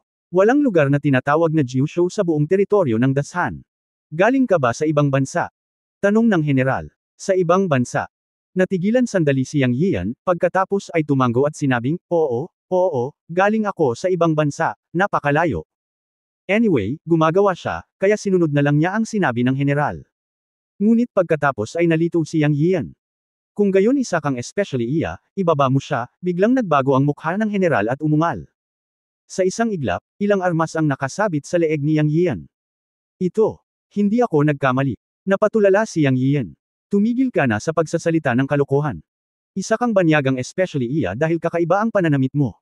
Humph. Ngumuso ang general at pinutol si Yang Yiyo. Mapait na ngumiti si Yang Yiyo. Totoong nakasuot siya ng modernong damit, casual na damit, na hindi tugma sa mga sinaunang damit ng mga tao rito. Hindi nakakagulat na pinigilan nila siya at inakala na siya ay isang especially Originally, ayon sa cultivation ng mga taong ito, madali para sa kanya na lumaban muna, ngunit naisip niya na okay lang. Ngayon siya ay pumunta sa isang kakaibang lugar at hindi pamilyar sa lahat. Hindi siya sigurado kung ito ba ay mundo ng bundok at dagat. Kaya hinayaan niya ito at tingnan ang sitwasyon. Magsasalita siya tungkol dito kapag naisip niya ang sitwasyon. Alisin mo na. Kinaweyan ng general ang kanyang kamay at hiniling sa isang tao na kunin si Yang Yiyo. Ngayon siya ay pumasok sa lungsod, ngunit siya ay dinala. Habang naglalakad, nakita ni Yang Yiyo ang lahat ng anti-gang kalsada, tea house, wine shop at tindahan. Ang buong Jiaoyao City ay napakalaki. Makalipas ang kalahating oras, dinala siya sa isang bilangguan. Direkta siyang hinanap ng nasa katanghaliang general. Dahil dito, 59 na barya lamang ng RMB ang natagpuan sa bulsa ni Yang Yian. Wala nang iba. Lahat ng gamit niya ay nasa Chenkun pot, at ang Chenkun pot ay isinama sa braso na parang pattern. Iisipin lang ng mga taong hindi nakakaalam na tattoo yun. Kawawa, ba? Pagkatapos magmura, ibinato niya ang isang set ng damit kay Yang Yian, na talagang isang uniforme ng bilanggo. Isinuot ito ni Yang Yian na may mapait na ngiti. Not to mention na pakiramdam niya ay medyo sariwa ito. Hindi pa siya nakakulong sa Earth, ngunit maaari niya itong maranasan dito. Siyempre, hindi pa rin siya lumalaban sa mga oras na ito. Una, gusto niyang magtanong tungkol sa balita, at pangalawa, hindi siya nang ahas na lumaban. Sa pagpasok niya ngayon lang, naramdaman niyang may tatlong malalakas na aura sa paligid ng kulungan, na dapat ay ang mga aura ng mga master sa panahon ng Jindan. Bago niya naisip ang sitwasyon, hindi nagplano si Yang Yian na kumilos ng padalos-dalos. Pagkatapos ay itinulak ng boss ng kulungan si Yang Yian sa isang madilim na selda at inilock ang pinto ng selda ng malakas. Nang malapit nang umalis si Yang Yiyo, isang pamilyar na boses ang umalangaw, "Captain Amitofu, ikaw ba yan?" Kabanata 577, Malawak na bundok at kaharian ng dagat.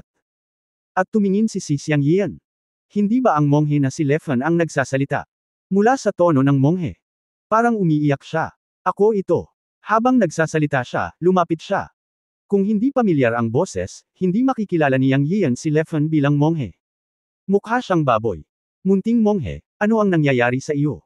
Blankong tanong ni Yang Yian. Sa sandaling ito, asul at lila ang mukha ni Leffen, at halatang bagbog na siya. Mas maganda sana kung hindi magtanong si Yang Yian. Lalong nasakta ng monghe nang magtanong siya. Siya ay isang henyo ng Shaolin. Siya ay may mga pambihirang kwalifikasyon mula pa noong siya ay bata pa. Kahit saan siya magpunta, siya ang sentro ng atensyon. Siya ay isang mataas na antas ng sinaunang mandirigma ng ikasyam na antas sa kanyang unang bahagi ng 20s. Sino ang nakakaalam na siya ay natangay sa space storm sa Lotus platform, at nahuli siya nang siya ay magising. Maya-maya, napaluha ang monghe nang maisip niya ito.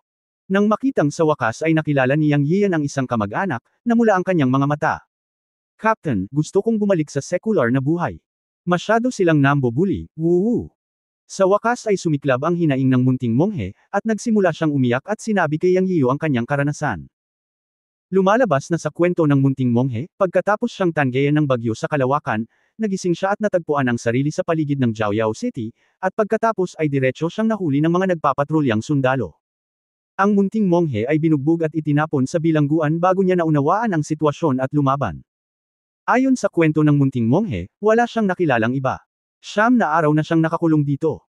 Sa loob ng 9 na araw na ito, halos nalaman ng munting monghe kung nasaan siya, at ito talaga ang mundo ng bundok at dagat.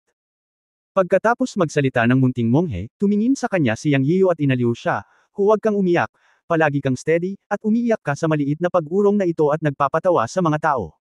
Huwag kang mag-alala, nandito ako, at hindi ko hahayaang mabuli ka ng sinuman. Gagawa tayo ng paraan para makaalis. Narinig ng munting monghe na si Lao Fan ang mga salita ni Yang Yiyo at sinabi na may mas mapait na mukha, Kapitan, natatakot ako na hindi tayo makalabas, at maaari lamang tayong magtrabaho bilang mga manero. Bakit mo nasabi iyan? Nagulat si Yang Yiyo. Sinabi ng munting monghe na may mapait na mukha, bago ako makulong, isang grupo ng mga tao ang pinaalis sa akin. Nabalitaan ko na ang mayor ng Jiaoyao City ay napakalakas. May mga crystal stone ang pamilya niya, nako, spirit stone ang tawag dito. Maraming tao ang nahuli sa akin. Isang grupo ng mga tao ang ipinapadala tuwing 10 araw. Bukas ay eksaktong 10 araw. Kung tama ang kalkulasyon ko, kukunin din tayo para maging manero bukas. Napaka-miserable ng buhay ko. Bukas. Ayos lang. Kung hindi, makakatakas tayo sa gabi. Walang pakialam na sabi ni Yang Yiyo. Hindi, huwag kang tumakas. May nagtangkang tumakas ilang araw na ang nakalipas, ngunit nahuli at pinahirapan. Namatay siya pagkatapos ng 3 araw ng pagpapahirap. May 3 master ng virtual realm sa bilangguan na ito. Narinig ko na sila ay binabantayan ng mga masters ng Golden Elixir Stage. Hindi natin sila matatalo. Bukod dito, ang Panginoon ng Jiaoyao City ay isang mahusay na pagiging perpekto ng Golden Elixir Stage. Narinig ko na isang hakbang na lang ang layo niya sa Primordial Infant Stage. Ang kanyang lakas ay hindi maarok. Hindi naman tayo makakatakas. Tanggapin na lang natin ang ating kapalaran. Sa pamamagitan ng paraan, hayaan mo akong sabihin sa iyo ang tungkol sa antas ng paglilinang ng mundo ng bundok at dagat. Ilang araw na ang nakalipas, narinig ko sa mga tao sa susunod na selda na may mga magsasaka lamang dito, walang mga sinaunang mandirigma. Ang antas ng paglilinang sa mundo ng paglilinang ay iba sa mga sinaunang mandirigma sa ating daigdig. Nagsisimula ito sa Chi Refining Stage, na sinusundan ng Foundation Building Stage, pagkatapos ay ang Golden Core Stage, at pagkatapos ay ang Immortal Nascent Soul Stage. Mayroong mas mataas na antas ng paglilinang mamaya, ngunit hindi alam ng taong iyon. Bukod dito, ang Golden Core Stage dito ay hindi pareho. Ito ang Golden Core Stage na nakaligtas sa Heavenly Tribulation. Kahit na ito ang unang yugto ng Golden Core Stage, hindi ito mas malakas kaysa sa Void Realm ng mga sinaunang mandirigma. Sa makatuwid, wala tayong lakas para makatakas sa pagkakaroon ng 3 gwardya sa maagang yugto ng Golden Core Stage. Ang 3 Golden Core Guard ay pawang mga master na nakaligtas sa Heavenly Tribulation. Nagsalita ang munting monghe na may walang magawang tingin sa kanyang mukha. Alam ni Yang Yiyan ang lahat ng sinabi ng munting monghe, ngunit hindi niya ito sinabi ng malakas. Tumanggaw siya at nagtanong, marami kang narinig na balita. Sabihin mo sa akin ang balitang narinig mo tungkol sa Mountain and Sea Realm. Hindi ko rin masyadong narinig. Ang alam ko lang ay napakalaki ng Mountain and Sea Realm. Ito ay nahahati sa Great Mountain Territory, the Overseas Territory, the Great Wilderness Territory, at Domestic Territory. Ang bawat teritoryo ay may 5 pangunahing estado, ang Timog Silangan, Hilagang Kanluran, at Sentral. Nasa Nonshanzhou kami ngayon sa Great Mountain Territory. Sinasabi na ang lugar ay 100,000 milya ang lapad. Walang nakakaalam kung gaano kalaki ang Mountain and Sea Realm. Mayroong maraming mga sekta at pamilya ng paglilinang, at mayroon ding mga sinaunang dinastiya. Ngunit ang tiyak na sitwasyon ay hindi alam. Gayunpaman, narinig ko na itong Jiaoyao City ay kabilang sa isang puwersa na tinatawag na Yin-Yang Sect sa Nonshanzhou. Ang Panginoon ng lungsod ay tinatawag na ***** Tang, na direktang hinirang ng Yin-Yang Sect at may napakahusay na pagiging perpekto ng Golden Core Stage. Sinabi ng munting monghe kay Yang Yiyan ang tungkol sa balitang narinig niya nitong mga araw. Matapos marinig ito, nagulat din si Yang Yiyan. Ang lawak ng Mountain and Sea Realm, ang Nonshanzhou sa isang teritoryo ay may lawak na 100,000 milya. Hindi ko talaga alam kung gaano kalaki ang buong Mountain and Sea Realm. Siya nga pala, munting monghe, narinig mo na ba ang tungkol sa daanan ng bundok dagat? Gusto kong bumalik sa Earth at hindi maaaring manatili dito magpakailanman. Tinanong ni Yang Yian ang pangunahing punto. Umiling ang munting monghe at sinabing, noong una, tinanong ko rin ang mga tao sa susunod na selda, ngunit walang nakarinig tungkol sa mga daanan ng Jiusho o sa mundo ng bundok dagat sa Earth. Marahil ang mga sekta ng paglilinang lamang ang nakakaalam nito. Parang ganun. Pagkatapos ng lahat, ang mundo ng bundok dagat ay humahantong sa aming panig. Ito ay napakahiwaga pa rin sa mga tao sa mundo ng bundok dagat. Marahil ang mga sekta ng paglilinang lamang ang nakakaalam nito. Kailangan nating bumalik kung gusto nating malaman ang daanan sa Earth. Sabi ni Yang Yian sa munting monghe. Malamang. Sa oras na iyon, tila gumuho ang daanan. Dahil sa pagbagsak ng daanan kaya kami natangay sa space storm at isa-isang nawala. Ang lihim na daanan ng Changbai Mountain ay wala na. Ang maliit na monghe ay nag-analisa ng hindi tiyak. Sa pagkakaalam ko, maraming mga sipi ang nag-uugnay sa mundo ng bundok dagat, ngunit ang ilan sa mga ito ay natatakan. Kailangan lang nating malaman. Pero sa ngayon, kailangan pa nating hanapin. Pag-uusapan ito ng iba mamaya. Halimbawa, ang iyong Shaolin Patriarch at Kunlun Thunder, maaaring may alam sila. Inisip ito ni Yang Yian at sinabi. Totoo naman. Pero ang inaalala ko ngayon ay kung makakaligtas pa ba kami. Narinig ko mula sa mga taong nakakulong sa katabi na 9 sa 10 tao na nabihag ng Jiaoyao City sa akin ay mamamatay. Paano mo masasabing makakaligtas tayo? Ang munting monghe ay nasa napakasamang kalagayan sa pag-iisip matapos makulong at bugbugin itong mga nakaraang araw. Puno ng pag-aalala ang kanyang mga salita at wala man lang siyang tiwala. Bahagyang naawa si Yang Yiu sa kanya, at sinabi sa maliit na monghe, huwag kang mag-alala, magiging okay ka sa akin dito. Subukan nating tumakas ngayong gabi. Ang ating paglilinang ay hindi pa selyado, kaya ito na ang ating pagkakataon. Maaari nating subukang tumakas ng palihim nang hindi inaalerto ang mga gwardya ng Jindan sa dilim. Makakasiguro pa rin tayo. Ang munting monghe ay nagsabi na may mapait na mukha, aking kapitan, sa palagay mo ba ay hanggal ang iba? Iniisip ng mga tao na ang mga hindi nakatatak sa kanilang pagtatanim ay mga langgam at hindi natatakot na makatakas. Kahapon lang, 5 master ng Foundation Building ang gustong tumakas, ngunit nadiskubre sila ng mga gwardya ng Jindan nang lumabas sila, at tinadtad sila ng sarsa ng karne. Ang iyong kasalukuyang paglilinang, siya nga pala, hindi ka ba nakalusot sa cultivation?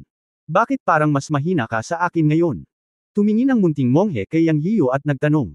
Stupid, may lihim akong paraan para itago ang cultivation ko. Isa na akong quasi-Jindan cultivator ngayon. May tiwala pa rin ako na makakatakas ako. Nakangiting sabi ni Yang Yiu. I think sobrang lapit na. Narinig ko na ang gintong elixir na nakatago sa dilim sa labas ay nakaligtas sa makalangit na kapigatian. Sa kanilang mga mata, ang gintong elixir na hindi nakaligtas sa makalangit na kapigatian ay isa lamang mas malakas na langgam, mapait na sabi ng munting monghe. Sabi ko, bakit lagi mo akong binubuhusan ng malamig na tubig? Huwag na nating pag-usapan ito. Ipagpatuloy mo ang pagsasabi sa akin ng balitang narinig mo. Tatakas tayo kapag madilim na ngayon. Sumunod ka na lang sa akin. Nagalit si Yang Yiu sa munting monghe. Well, tiyak na mas masahol pa ang mahuli sa pagmimina, kaya mas mabuting makipagsapalaran. Nakita ng maliit na monghe na hindi tama ang mukha ni Yang Yiu, at mabilis niyang pinigilan ang kanyang negatibong emosyon at nagsimulang sabihin kay Yang Yiu ang narinig niyang balita. Maya-maya ay gabi na. Sa labas ng lumang plaza, nakita ni Yang Yiu ang isang maliwanag na buwan na sumisikat. Sa oras na ito, handa na siyang simulan ang planong pagtakas. Ginaisang niya ang munting monghe at sinabi, munting monghe, tumakas tayo. Pagkatapos nito, inipon niya ang kanyang tunay na enerhiya sa kanyang mga kamay at sinampal ang bakal na kandado ng selda. Kotsa. Naputol ang bakal na lock chain sa isang tunog. Ayon sa munting monghe, hindi sineseryoso ng mga gwardya ang mga tao sa ibaba ng entablado ng Jindan, kaya ang mga tanikala ng bakal sa pinto ay mga ordinaryong kadena na bakal. Sinira sila ni Yang Yiu sa isang pagkakataon. Fair na. Sabi sa maliit na monghe, at pinangunahan ni Yang Yiu ang daan palabas ng selda. Nang dumaan sa susunod na selda, nakita ni Yang Yiu ang isang malaking lalaki, nakakaibang tumingin kay Yang Yiu at sa munting monghe, at pagkatapos ay nagsabi, pinapayuhan ka ng munting monghe na huwag tumakas. Sa sandaling makapasok ka sa kulungan, hahanapin ka ng 3 Jindan sa labas, at pagkatapos ay mamamatay ka. Kabanata 578, Bilanggu. Kapag nahuli ka at napipilitan ka sa akin, mamamatay ka pa rin. Ito ay mas mahusay na subukan ito. Naniniwala ako sa kapitan. Sumagot ang munting monghe sa malaking tao sa selda. Good luck sa iyo. Ngumisi ang malaking lalaki, ipinikit ang kanyang mga mata, at hindi pinansin si Yang Yiyo at ang munting monghe. Let's go, sinulyapan ni Yang Yiyo ang malaking lalaki na nakapikit at sinabi sa maliit na monghe. Sa puso niya, talagang naisip niya na may hawak siyang isang fairy weapon, at mayroon siyang mahiwagang kapangyarihan ng pagiging malapit sa katapusan ng mundo. Bilang karagdagan, siya rin ay isang quasi-golden elixir. Pabayaan ang pakikipaglaban, dapat siyang makatakas kasama ang maliit na monghe. Bukod pa rito, si Yang Yiyo ay isang taong tumangging umamin ng pagkatalo. Paano siya naging Monero? Naglakad ang dalawa palabas ng gate ng kulungan. Sa labas ay isang malaking patio, at may mga selda sa palibot ng buong patio. Sa ilalim ng gabi, ang looban ay sobrang tahimik. Nang si Yang Yiyo at ang maliit na monghe ay patungo sa gate, isang tamad na boses ang tumunog sa susunod na sandali, palaging may mga hanggal na hindi naniniwala sa kasamaan. Huwag mong patayin ang pangatlong kapatid, bugbugin mo siya para maitatag ang iyong prestihiyo. May narinig pang boses.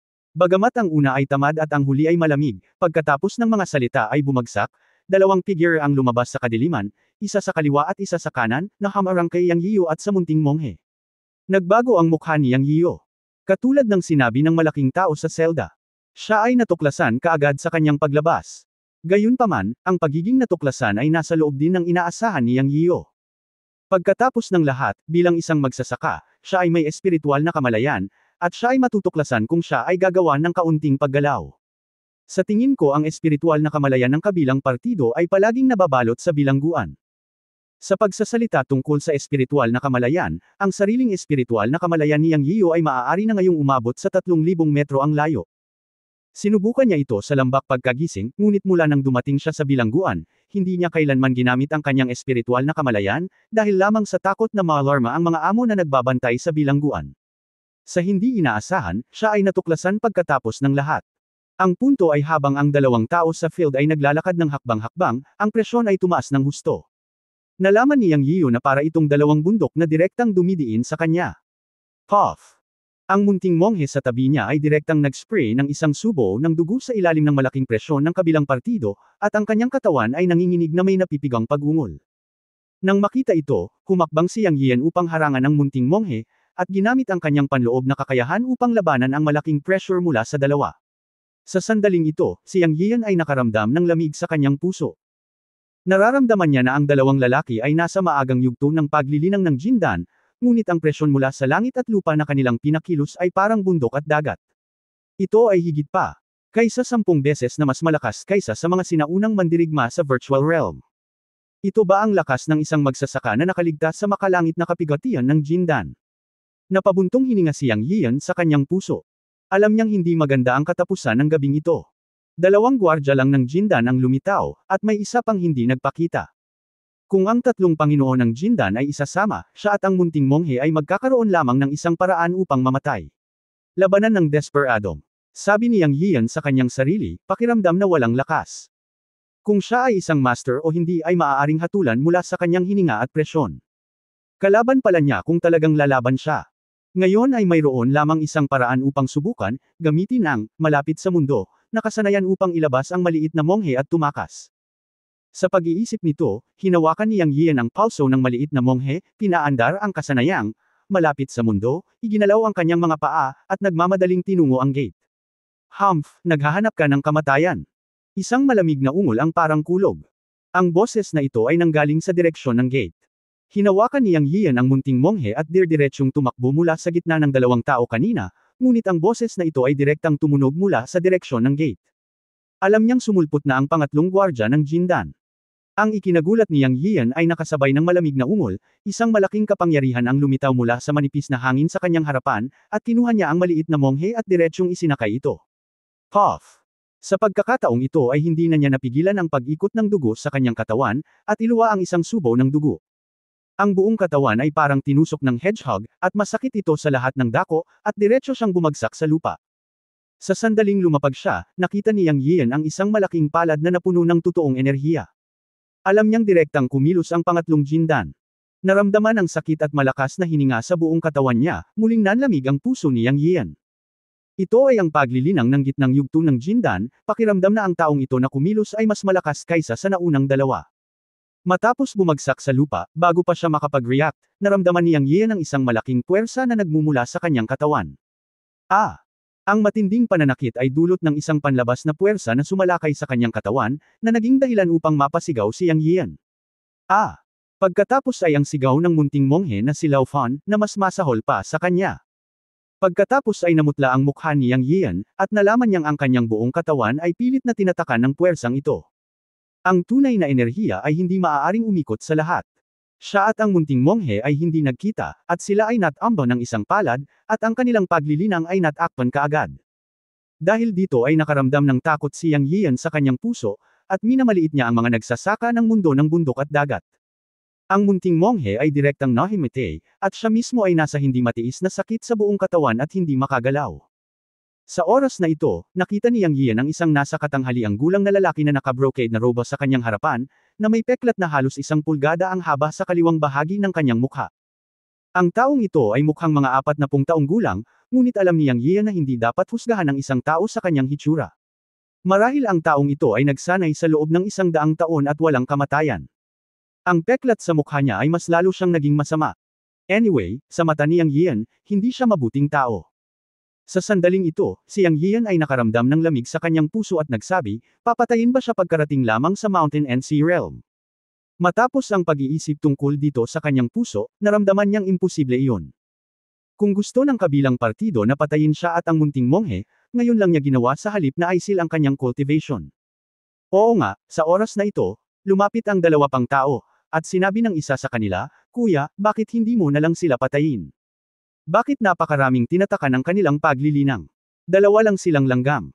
Sa oras na ito, sinabi ng lalaking may peklat sa malalim na boses, maraming Monero ang namatay sa minahan kamakailan. Ang output ay bumaba ng husto at mayroong malubhang kakulangan ng lakas tao. Tinanong ito ng Panginoon ng lungsod. Huwag pumatay ng tao kapag nahuli mo sila sa hinaharap. Tatakan lamang ang kanilang paglilinang at itapon ang mga ito. Walang magmimina. Tutal, 3 tayong magkakapatid ang sisisihin ng City Lord. Nakuha mo, kuya. Pagkatapos ay tutusukan ko ang scapula nitong 2 lalaki at ikulong ko sila para hindi sila makatakas. Hayaan mong tumakbo ka. Habang nagsasalita, sinipa ng taong ito ng malakas ang baywang ni Yang Yian. Kotsa, gumawa si Yang Yian ng mahinang tunog. Narinig niyang nabali ang buto sa kanyang baywang, at sa sobrang galit niya ay nangangati ang kanyang mga ngipin.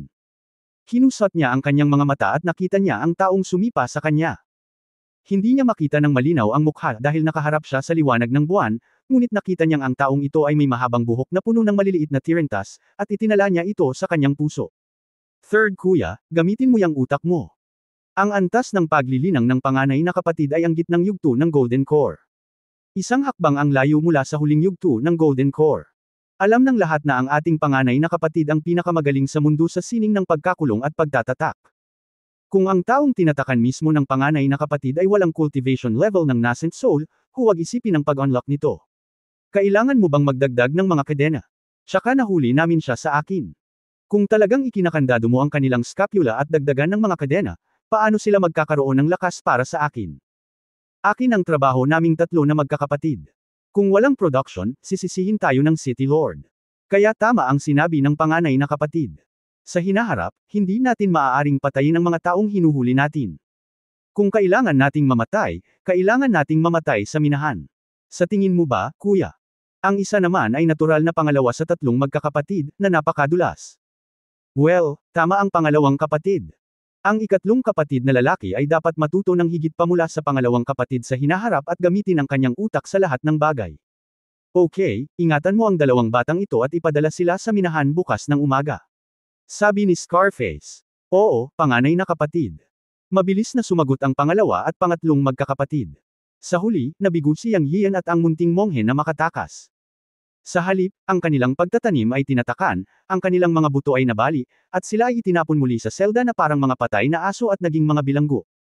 Siyempre, sa proseso, hindi may iwasang naapakan sila ng mga pigtail. Napapanganga na lang si Yang Yian at tiniis ito. Alam niyang walang silbi ang pagtutol at siya ay mabubugbog. At saka, wala siyang magawa dahil selyado ang kanyang cultivation. Sa ngayon, isang hakbang lang ang kaya niyang gawin. Lihim siyang nanumpa sa kanyang puso na hanggat kaya niyang mabuhay, pira-piraso niya ang 3 magkakapatid. Pagkaraan ng isang gabi, nahiga siya sa malamig na sahig ng selda at sinubukan ang iba't ibang paraan upang maapektuhan ang selyo ng Scarface, ngunit wala sa kanila ang nagtagumpay, at kinailangan niyang sumuko sa huli. Gayunpaman, hindi nasaroon ng loob si Yang Yian, dahil nasa kanya pa rin ang kanyang Panginoon na si Yun Changxi.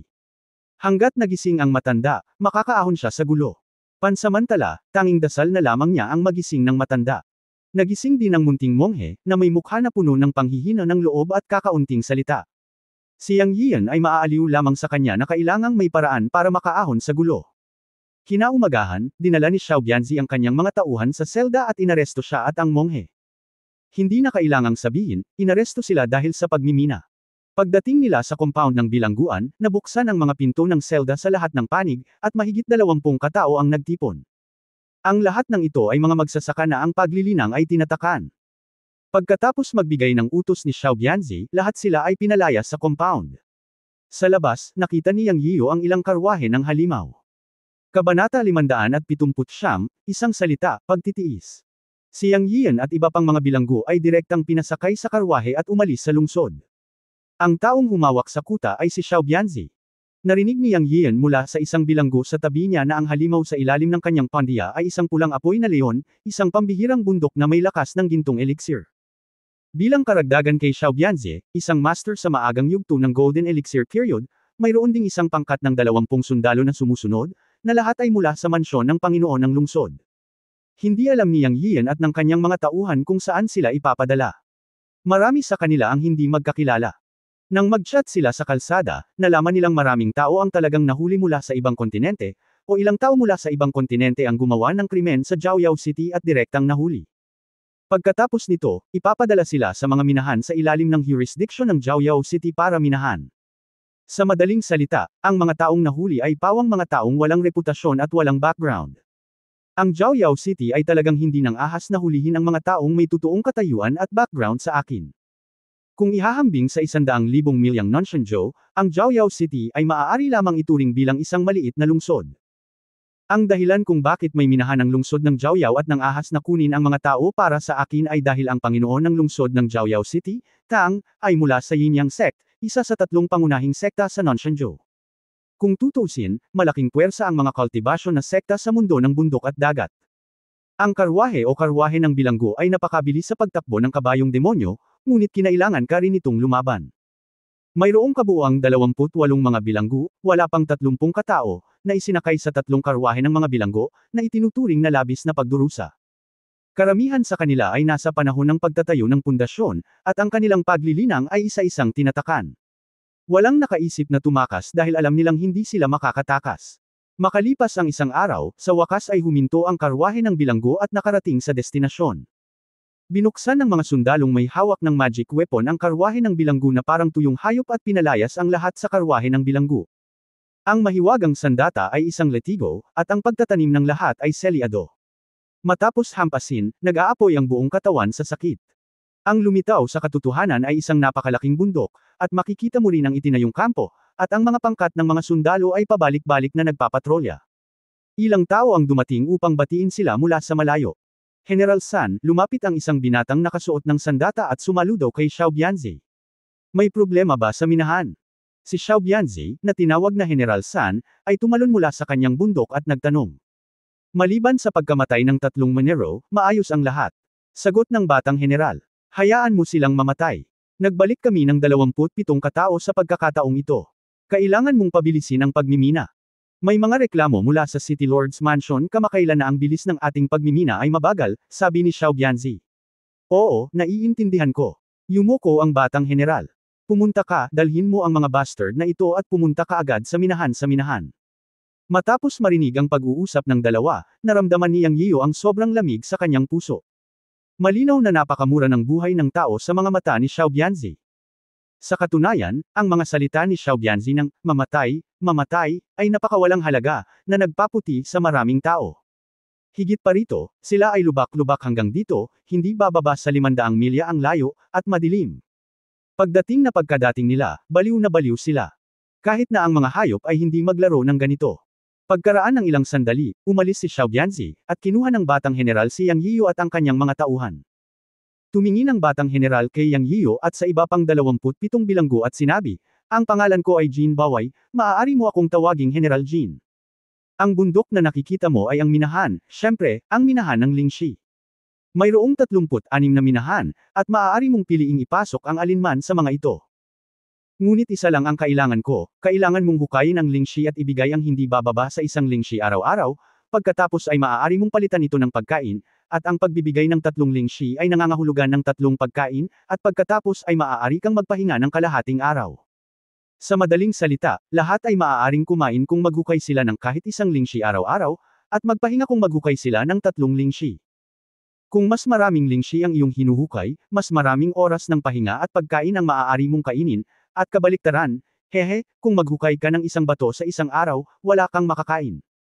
Kung hindi ka makapaghukay ng isang bato sa loob ng 3 magkakasunod na araw, pasensya na ha, hahagupitin ka ni Lolo Jean.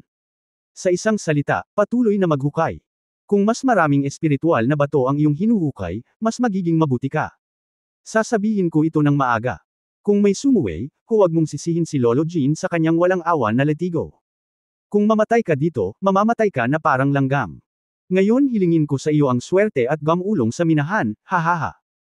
Pagkasabi nito, tumawa ng malakas ang binata na tinawag ang kanyang sarili na Jean Baway.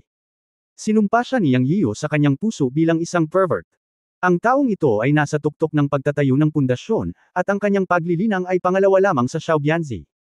Mukha rin siyang maliit na pinuno sa minahan. Ang susi ay ang mga kondisyong binanggit niya ay mga kondisyong nagbabanta sa buhay. Kung makakahukay ka ng isang bato sa isang araw, magkakaroon ka ng makakain. Kung hindi ka makahukay ng isang bato, wala kang makakain, at mabubugbog ka rin. Isa lamang itong hukay na papatay ng mga tao. Bagamat isa itong minahan ng espiritual na bato, nalaman ni Yang Yiyo na ang pagmimina ay walang pinagkaiba sa pagmimina ng mga diamante sa sekular na mundo. Nakadepende ang lahat sa swerte. Sino nga ba ang napakaswerte na nakasisiguro siyang makakahukay ng isang espiritual na bato sa isang araw? At kailangan mong maghukay ng 3 para makapagpahinga sa isang araw, na imposible lang. Ngunit sa kabutihang palad, hindi natatakot si Yang Yiyo, dahil mayroong higit sa 200 espiritual na mga bato sa Tiankunpot na nakuha niya mula sa sekular na mundo, sapat na para sa kanya at sa munting monghe upang mabuhay sandali. Sa panahong ito, hahanap siya ng paraan upang muling buksan ang selyo at pagkatapos ay makatakas. Ito ay isang malaking bundok, at ang pagkakataong makatakas ay mas malaki kaysa sa bilangguan sa Jiaoyao City. Nang matapos tumawa si Jean Baway, sa wakas ay hindi napigilan ng isang tao ang magsabi, sino ang makatitiyak na magkakaroon ka ng gayong swerte kapag naghuhukay ng mga espiritual na bato? Kung hindi ka pinalad, maaaring hindi ka maghukay ng isa sa isang buwan. Tinutulak mo kami sa dead end. Imposibleng makumplito ito.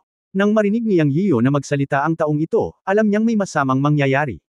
Nang marinig niya ang boses, nakita niya ang isang lalaki na mga 30 taong gulang. Tumawa si Jean Baway, saka naglakad palapit sa lalaki ng hakbang-hakbang. Nang makarating siya sa tabi niya, ngumisi siya at sinabing, sa tingin mo ba ay hindi makatwiran ang aking mga alituntunin? Bakas ang gulat sa mukha ng lalaki. Pagkatapos ng lahat, ang kanyang paglilinang ay selyado, at siya ay bahagyang mas malakas kaysa sa mga ordinaryong tao. Kaharap si Jean Baway, na nasa tuktok ng yugto ng pagtatayo ng pundasyon, hindi siya tumutol. Gayunpaman, ang mga salita ay nasabi na, at kailangan niyang maging matigas. Tinitigan niya si Jean Baway at sinabing, oo, imposibleng makumplito ang mga panuntunang itinakda mo. Well, dahil hindi ito makumplito. Ano ang silbi mo? Biglang sinuntok ni Jean Baway ang lalaki, diretso sa gitna ng kanyang kilay. Bang! Narinig ang tunog ng pagsabog ng pakwan, at ang ulo ng lalaki ay diretsyong pinasabog ng suntok ni Jean Baway. Nagkalat ang pula at puting utak sa buong lupa. Biglang tumahimik ang eksena. Ang lahat ay natatakot sa kamatayan, lalo na nang ang kanilang paglilinang ay nabuklod. Sa pagharap sa mga taong tulad ni Jean Baway na may cultivation, lahat ay ordinaryong tao lamang na walang armas, mga langgam lang. Mayroon bang anumang opinyon? Pinunasan ni Jean Baway ang kanyang dagwang mga kamay sa isang bilanggo at mahinang nagtanong. Sino ang nang-ahas magsalita sa ganitong oras? Kayong mga hamak na pariah, makinig kayo kay Lolo Jean, maghukay ng mga espiritual na bato, huwag gawing hindi komportable si Lolo Jean, kung hindi, ang pariah na ito ay magiging halimbawa ninyo, pumunta at akin. Pagkatapos ay umungol si Jean Baway. Sa susunod na sandali, ang natitirang 26 na tao, kabilang si Yang Yiyo at ang munting monghe, ay tahimik na umalis at tumalikod upang maglakad patungo sa minahan. Naikuyom ni Yang Yiyo ang kanyang mga kamay. Sa sandaling ito, gusto niyang pumatay ng mga tao, ngunit sa kasamaang palad, ang kanyang paglilinang ay selyado at wala siyang paraan upang gawin ito. Bukod dito, alam niya na kahit na hindi siya selyado, hindi siya magiging katapat ni Xiao Bianzi, na nakaligtas sa Jindan Heavenly Tribulation. Sa oras na ito, ang tanging magagawa niya ay isang salita magtiis. Pagkatapos ng lahat, kahit saang mundo, lakas ang lahat. Alam ni Yang Yiyo na hanggat mayroon siyang lakas na talagang masira ang selyo at ang kanyang paglilinang, maaari niyang patayin ang kanyang paraan. Sa ilalim ng pagbabantay ng mga sundalo, dumating ang grupo sa pasukan ng minahan. Kinuha ng lahat ang isang kagamitan sa pagmimina na inilagay sa pasukan ng minahan, na talagang isang pala, at pagkatapos ay nagsimulang pumasok sa minahan. Isang minahan na umaabot ng daan-daang metro, na may 36 na minahan. Lahat ay pumasok sa kalooban. Ang ganitong bagay ay nakasalalay sa swerte. Kung ikaw ay mapalad, maaari kang maghukay ng ilang mga espiritual na bato sa pamamagitan ng pagpili ng isang minahan. Kung ikaw ay malas, wala kang magagawa. Kahit papaano, magugutom ka, at ang pinakamasama, bugbugin ka, at baka mabugbog ka pa hanggang mamatay. Nang makita ang mga tao sa harap nila na pumapasok sa kuwebo ng minahan, mahinang sinabi ng maliit na monghe, "Kapitan, anong kuwebo ko ang pinasok natin? Piliin mo ang mas kaunting tao, depende pa rin sa swerte." Casual na sabi ni Yang Yian. Paano kung hindi tayo makapaghukay ng isa sa 3 araw? Hindi lang tayo magugutom, mabubugbog din tayo. Paano tayo makakapili ng basta-basta? Ang maliit na monghe ay nag-aalala, pagkatapos ng lahat, ngayon ang kanilang paglilinang ay selyado na, at hindi nila makuha ang espiritual na enerhiya ng langit at lupa upang magsanay, at sila ay magugutom din. Maniwala ka sa akin, palagi akong may swerte. Ngumiti si Yang Yian, pumili ng mine cave kung saan walang nakapasok at nanguna sa paglalakad. May mga sundalong nagbabantay sa labas ng kuwebo ng minahan. Pagkatapos ng mahabang paglalakad sa loob, wala talagang tao. Kung iisipin, walang pagkain o tubig sa kuwebo ng minahan. Sino kayang tumakas? Makalabas lang sila. Paglabas nila ay binantayan sila ng minahan sa labas at hindi sila makatakas. Ang kuwebo ng minahan ay napakalawak, na may taas at lapad na 3 o 4 na metro. Ito ay hindi kasing dilim gaya ng inaakala, ngunit napakaliwanag, dahil nalaman ni Yang Yian na ang bato sa kuwebo ng minahan ay gatas na puti, medyo liwanag, kaya hindi ito madilim. Baka ganito ang batong nagbubunga ng mga espiritual na bato. Pagkatapos maglakad pasulong ng halos 100 metro, si Yang Yian, isang maliit na monghe, ay biglang nakarinig ng pag-iyak. "Kuya, huwag kang mamatay. Pakiusap, huwag mo akong iwan, kapatid. Tara na at tingnan natin." Sabi ni Yang Yian sa munting monghe. Kabanata 580 itinuring na isang masamang tao. Napakalalim ng buong minahan. Pagkapasok, may maliliit na butas kung saan-saan. Ito ay random na hinukay. Sa kabutihang palad, ito ay isang espiritual na minahan ng bato, kung hindi, ito ay gumuho ng matagal na ang nakalipas. Matapos marinig ang pag-iyak, si Yang Yiu at ang munting monghe ay sumunod sa pag-iyak at pumasok sa isang maliit na butas, at nakita ang 2 binata. Ang isa ay nakahiga sa lupa, sa isang malalim na pagkawala ng malay, at ang isa ay umiiyak sa tabi niya. Mukhang bata pa ang dalawa, ang nakahandusay sa lupa ay nasa early 20s, at ang umiiyak ay nasa 18 o 19 na taong gulang. Parang 2 magkapatid. Lumapit si Yang Yiu at nakita niyang payat silang dalawa, at halatang matagal na silang hindi kumakain at gutom na gutom. Humihinga pa ang nakahandusay, may mga sugat sa buong katawan, at tumigas na ang mga galos. Dapat kanina pa siya binugbog. Isa pa, mapatla ang mukha niya at singkit ang katawan. Ngayon siya ay kalahating patay. Amataba, Kapitan, gustong sabihin ng munting monghe na iligtas natin siya, ngunit sa huli ay bigla niyang naalala na sila ay nasa isang estado ng kahirapan, at ang kanyang mahiwagang sandata na si Changangzhou ay kinuha ng siya ay mahuli, kaya siya ay nailigtas.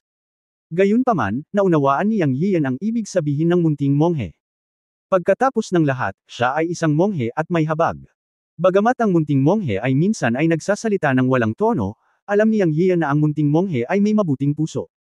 Magsasalita pa sana siya, hindi niya inaasahan na lalakad ang munting monghe sa binata, diretsyong kagatin ng sariling daliri, at ilalagay ito sa bibig ng binata. Nagulat si Yang Yian at alam niyang gagamitin ng munting monghe ang sarili niyang dugo para iligtas ang mga tao.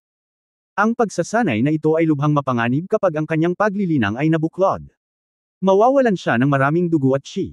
Mabilis niyang itinulak ang maliit na monghe at sinabing, "Iligtas mo ito. Ang iba ay walang pag-asa, at inilalagay mo ang iyong sarili sa panganib. Gusto mo pa akong alagaan?" Ngunit mayroon pa rin siyang hininga, sabi ng munting monghe. "Alam kong napakamaawain mo, pero dapat tingnan mo rin ang sitwasyon natin. Upang mailigtas ang iba, kailangan mo munang iligtas ang iyong sarili." Tumingin si Yang Yiu sa maliit na monghe. Sa katunayan, kaya niyang iligtas ang iba, ngunit kung ililigtas niya ang mga tao rito, kapag nalaman ng mga tao na nasa kanya ang sekreto ng Chen-kun pot, mamamatay siya ng walang libingan. Amitabha, sinabi ng sinaunang Buddha na kung hindi ako mapupunta sa impyerno, sino ang pupunta? Nakikita ko ang taong ito na namatay, hindi ako makaget over. Ang munting monghe ay napakamatyaga sa sandaling ito. Sa katunayan, alam ni Yang Yiu na ito ang paraan ng kanyang pagsasanay. Sa oras na ito, ang umiiyak na binata ay nalilito at sinabi, dalawang malalaking kapatid, mangyaring iligtas ang aking kapatid. Namiss kita. Ang binata ay yumuko kay Yang Yiu at sa munting monghe habang nagsasalita.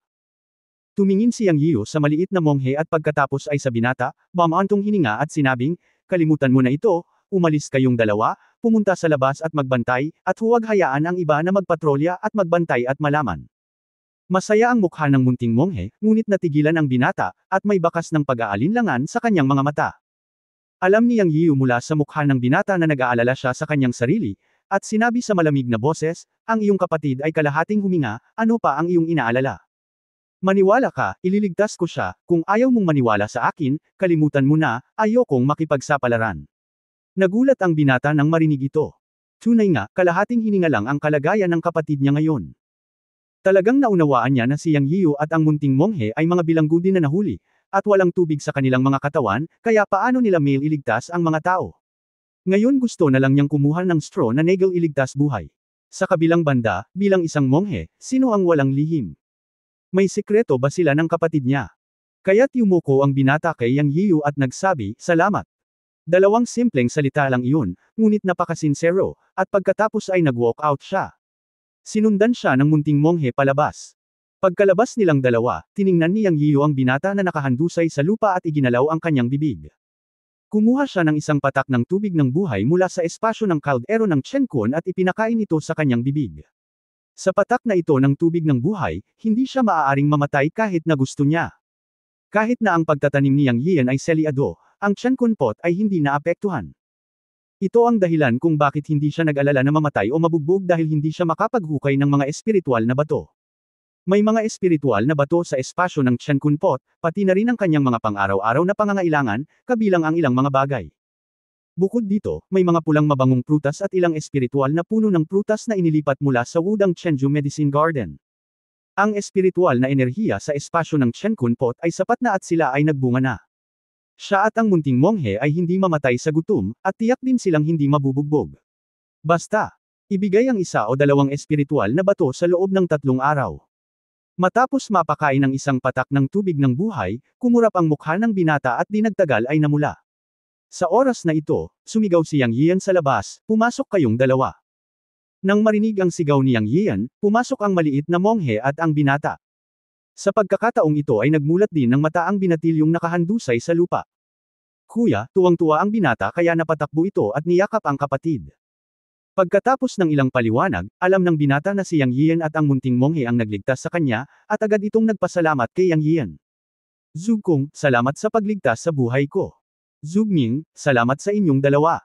Ang nakatatandang kapatid ay si Zugkong at ang nakababatang kapatid ay si Zugming. Agad namang natuwa si Yang Yiu nang marinig niya ito. Ang mga pangalan ng dalawang magkapatid na ito ay talagang nangingibabaw. Magkasama sila Zugkong Ming. Hindi kailangang maging magalang. Tadhana na kaya kitang iligtas. Pero may isang bagay kayong dapat malaman mga kapatid. Huwag magsabi ng kahit ano at huwag magtanong. Naiintindihan mo ba? Tumingin si Yang Yiu sa dalawa at sinabi sa kanila. Natural na naiintindihan ng magkapatid na Zug ang ibig sabihin ni Yang Yiu. Bagamat hindi nila nakita kung anong paraan o likas na kayamanan ang ginamit ni Yang Yiu para iligtas ang mga tao, alam ni Zugkong na dapat may sikreto si Yang Yiu. Hindi ito dapat malaman ng sinuman sa minahan, kung hindi ay nasa panganib si Yang Yiu sa kanyang buhay. Naunawaan ito ng magkapatid na Zug at paulit-ulit na tumanggo, na nanunumpa na hindi sila magsasalita. Hindi gaanong magkaiba ang edad nilang apat, at nakakausap nila ang isa't isa at hindi nagtagal ay naging pamilyar sila sa isa't isa. Sa panahon ng pakikipag-chat, nalaman ni Yang Yian na ang dalawang magkapatid ay nabihag sa minahan sa loob ng kalahating taon, at hindi madali para sa kanila na makarating sa puntong ito. Nalaman din niya na sila ay mula sa Dongshenzhou sa Dashan Territory, na 100,000 milya ang layo mula sa Nonshenzhou. Nang marinig niya ito, hindi naiwasang sabihin ng munting monghe, narinig kong may nagsabi sa bilangguan ilang araw na ang nakalipas na ang pamilya Zug ay isa sa 4 na nangungunang pamilya sa teritoryo ng Dashan. Hindi ka mula sa pamilya Zug, tama ba? Casual lang itong sinabi ng munting monghe, ngunit nakita ni Yang Yian na ang mga mukha ng dalawang magkapatid na Zug ay nagbago ng husto. Si Zug Kung, ang nakatatandang kapatid, ay mas mahusay, habang si Zug Ming, ang nakababatang kapatid, ay nagsabi na may malungkot na mukha, ikaw ay pinadala ng pamilya Uyang, tama ba? Tama na talaga ang pagkona ni Tang. Mahigit kalahating taon siyang hindi sumuko, at ngayon ginagamit niya pa rin ang emotional card, Kumunot ang noo ni Yang Yian. Nakikita niya na ang dalawang magkapatid na Zug ay may kwento, ngunit sila ay masyadong sensitibo at itinuring siya at ang munting monghe bilang mga taong gustong makakuha ng isang bagay mula sa kanila. Ito ay aktwal na kinasasangkutan ng Panginoon ng Jiaoyao City, Tang, at tila medyo komplikado ang usapin. Nang magpapaliwanag pa lang siya, ngini siya ni Zug Ming at sinabing, patay na kaming magkakapatid, pwede mo na kaming patayin o putulin kung gusto mo, huwag kang maglaro, huwag mo nang isipin na gusto mo ang kayamanan ng pamilya Zug namin, si Tang ay isang maliit na pinuno ng Yinyang sect at ang Panginoon ng Jiaoyao City, at biro lang ng aming pamilyang Jiaoyao, at gusto niya itong makuha. Ang dalawang kapatid na Zug ay labis na nag-iingat kay Yang Yiyo at sa munting monghe sa sandaling ito, ngunit handa na rin silang mamatay. Tila ang dalawang magkapatid ay talagang mula sa pamilya Zug, isa sa 4 na pangunahing pamilya sa Dashan Territory. Ngunit ang hindi maisip ni Yang Yiyo ay dahil sila ay mula sa pamilya Zug sa Dashan Territory, paano sila mahuhulog sa ganoong estado? Huwag muna nating pag-usapan ang mga ito. Si Yang Yiyo ay hindi naintindihan ng dalawang magkapatid na Zug, at talagang nabalisa siya. Nawalan siya ng isang patak ng tubig ng buhay, at siya naman ay parang isang taksil, na ikinagalit niya. Huminga siya ng malalim at tumingin sa dalawang magkapatid na Zug at ngumuso, may sakit ka ba? Ano ang impyerno ng pamilya Zug? May pakialam sila sa kalokohan natin. Ito ay hindi maipaliwanag. Tayo na, munting monghe. Isipin mo na lang magligtas ng aso. Pagkatapos sabihin iyon, diretsyong umalis si Yang Yian. Kitang-kita niya ang sobrang kaba ng magkapatid. Lahat ng nakita nila ay masamang tao. Ang pakiramdam na ito na itinuturing na isang kontrabida ay nagpalungkot kay Yang Yian. Umalis na lang siya. Nahuli kami at dinala dito sa akin noong umalis kami sa Jiaoyao City. Hindi pa namin narinig ang tungkol sa pamilyang Zug. Nalaman namin ito mula sa mga bilanggo. Kalimutan mo na, dahil wala kang tiwala sa amin, magpaalam na tayo at ingatan ang sarili mo. Umiling ang munting monghe at umalis. Xiaoming, maaaring hindi natin sila naiintindihan, sabi ni Zug Kung. Kuya, huwag kang magpapaloko. Naglalaro sila ng hard to get.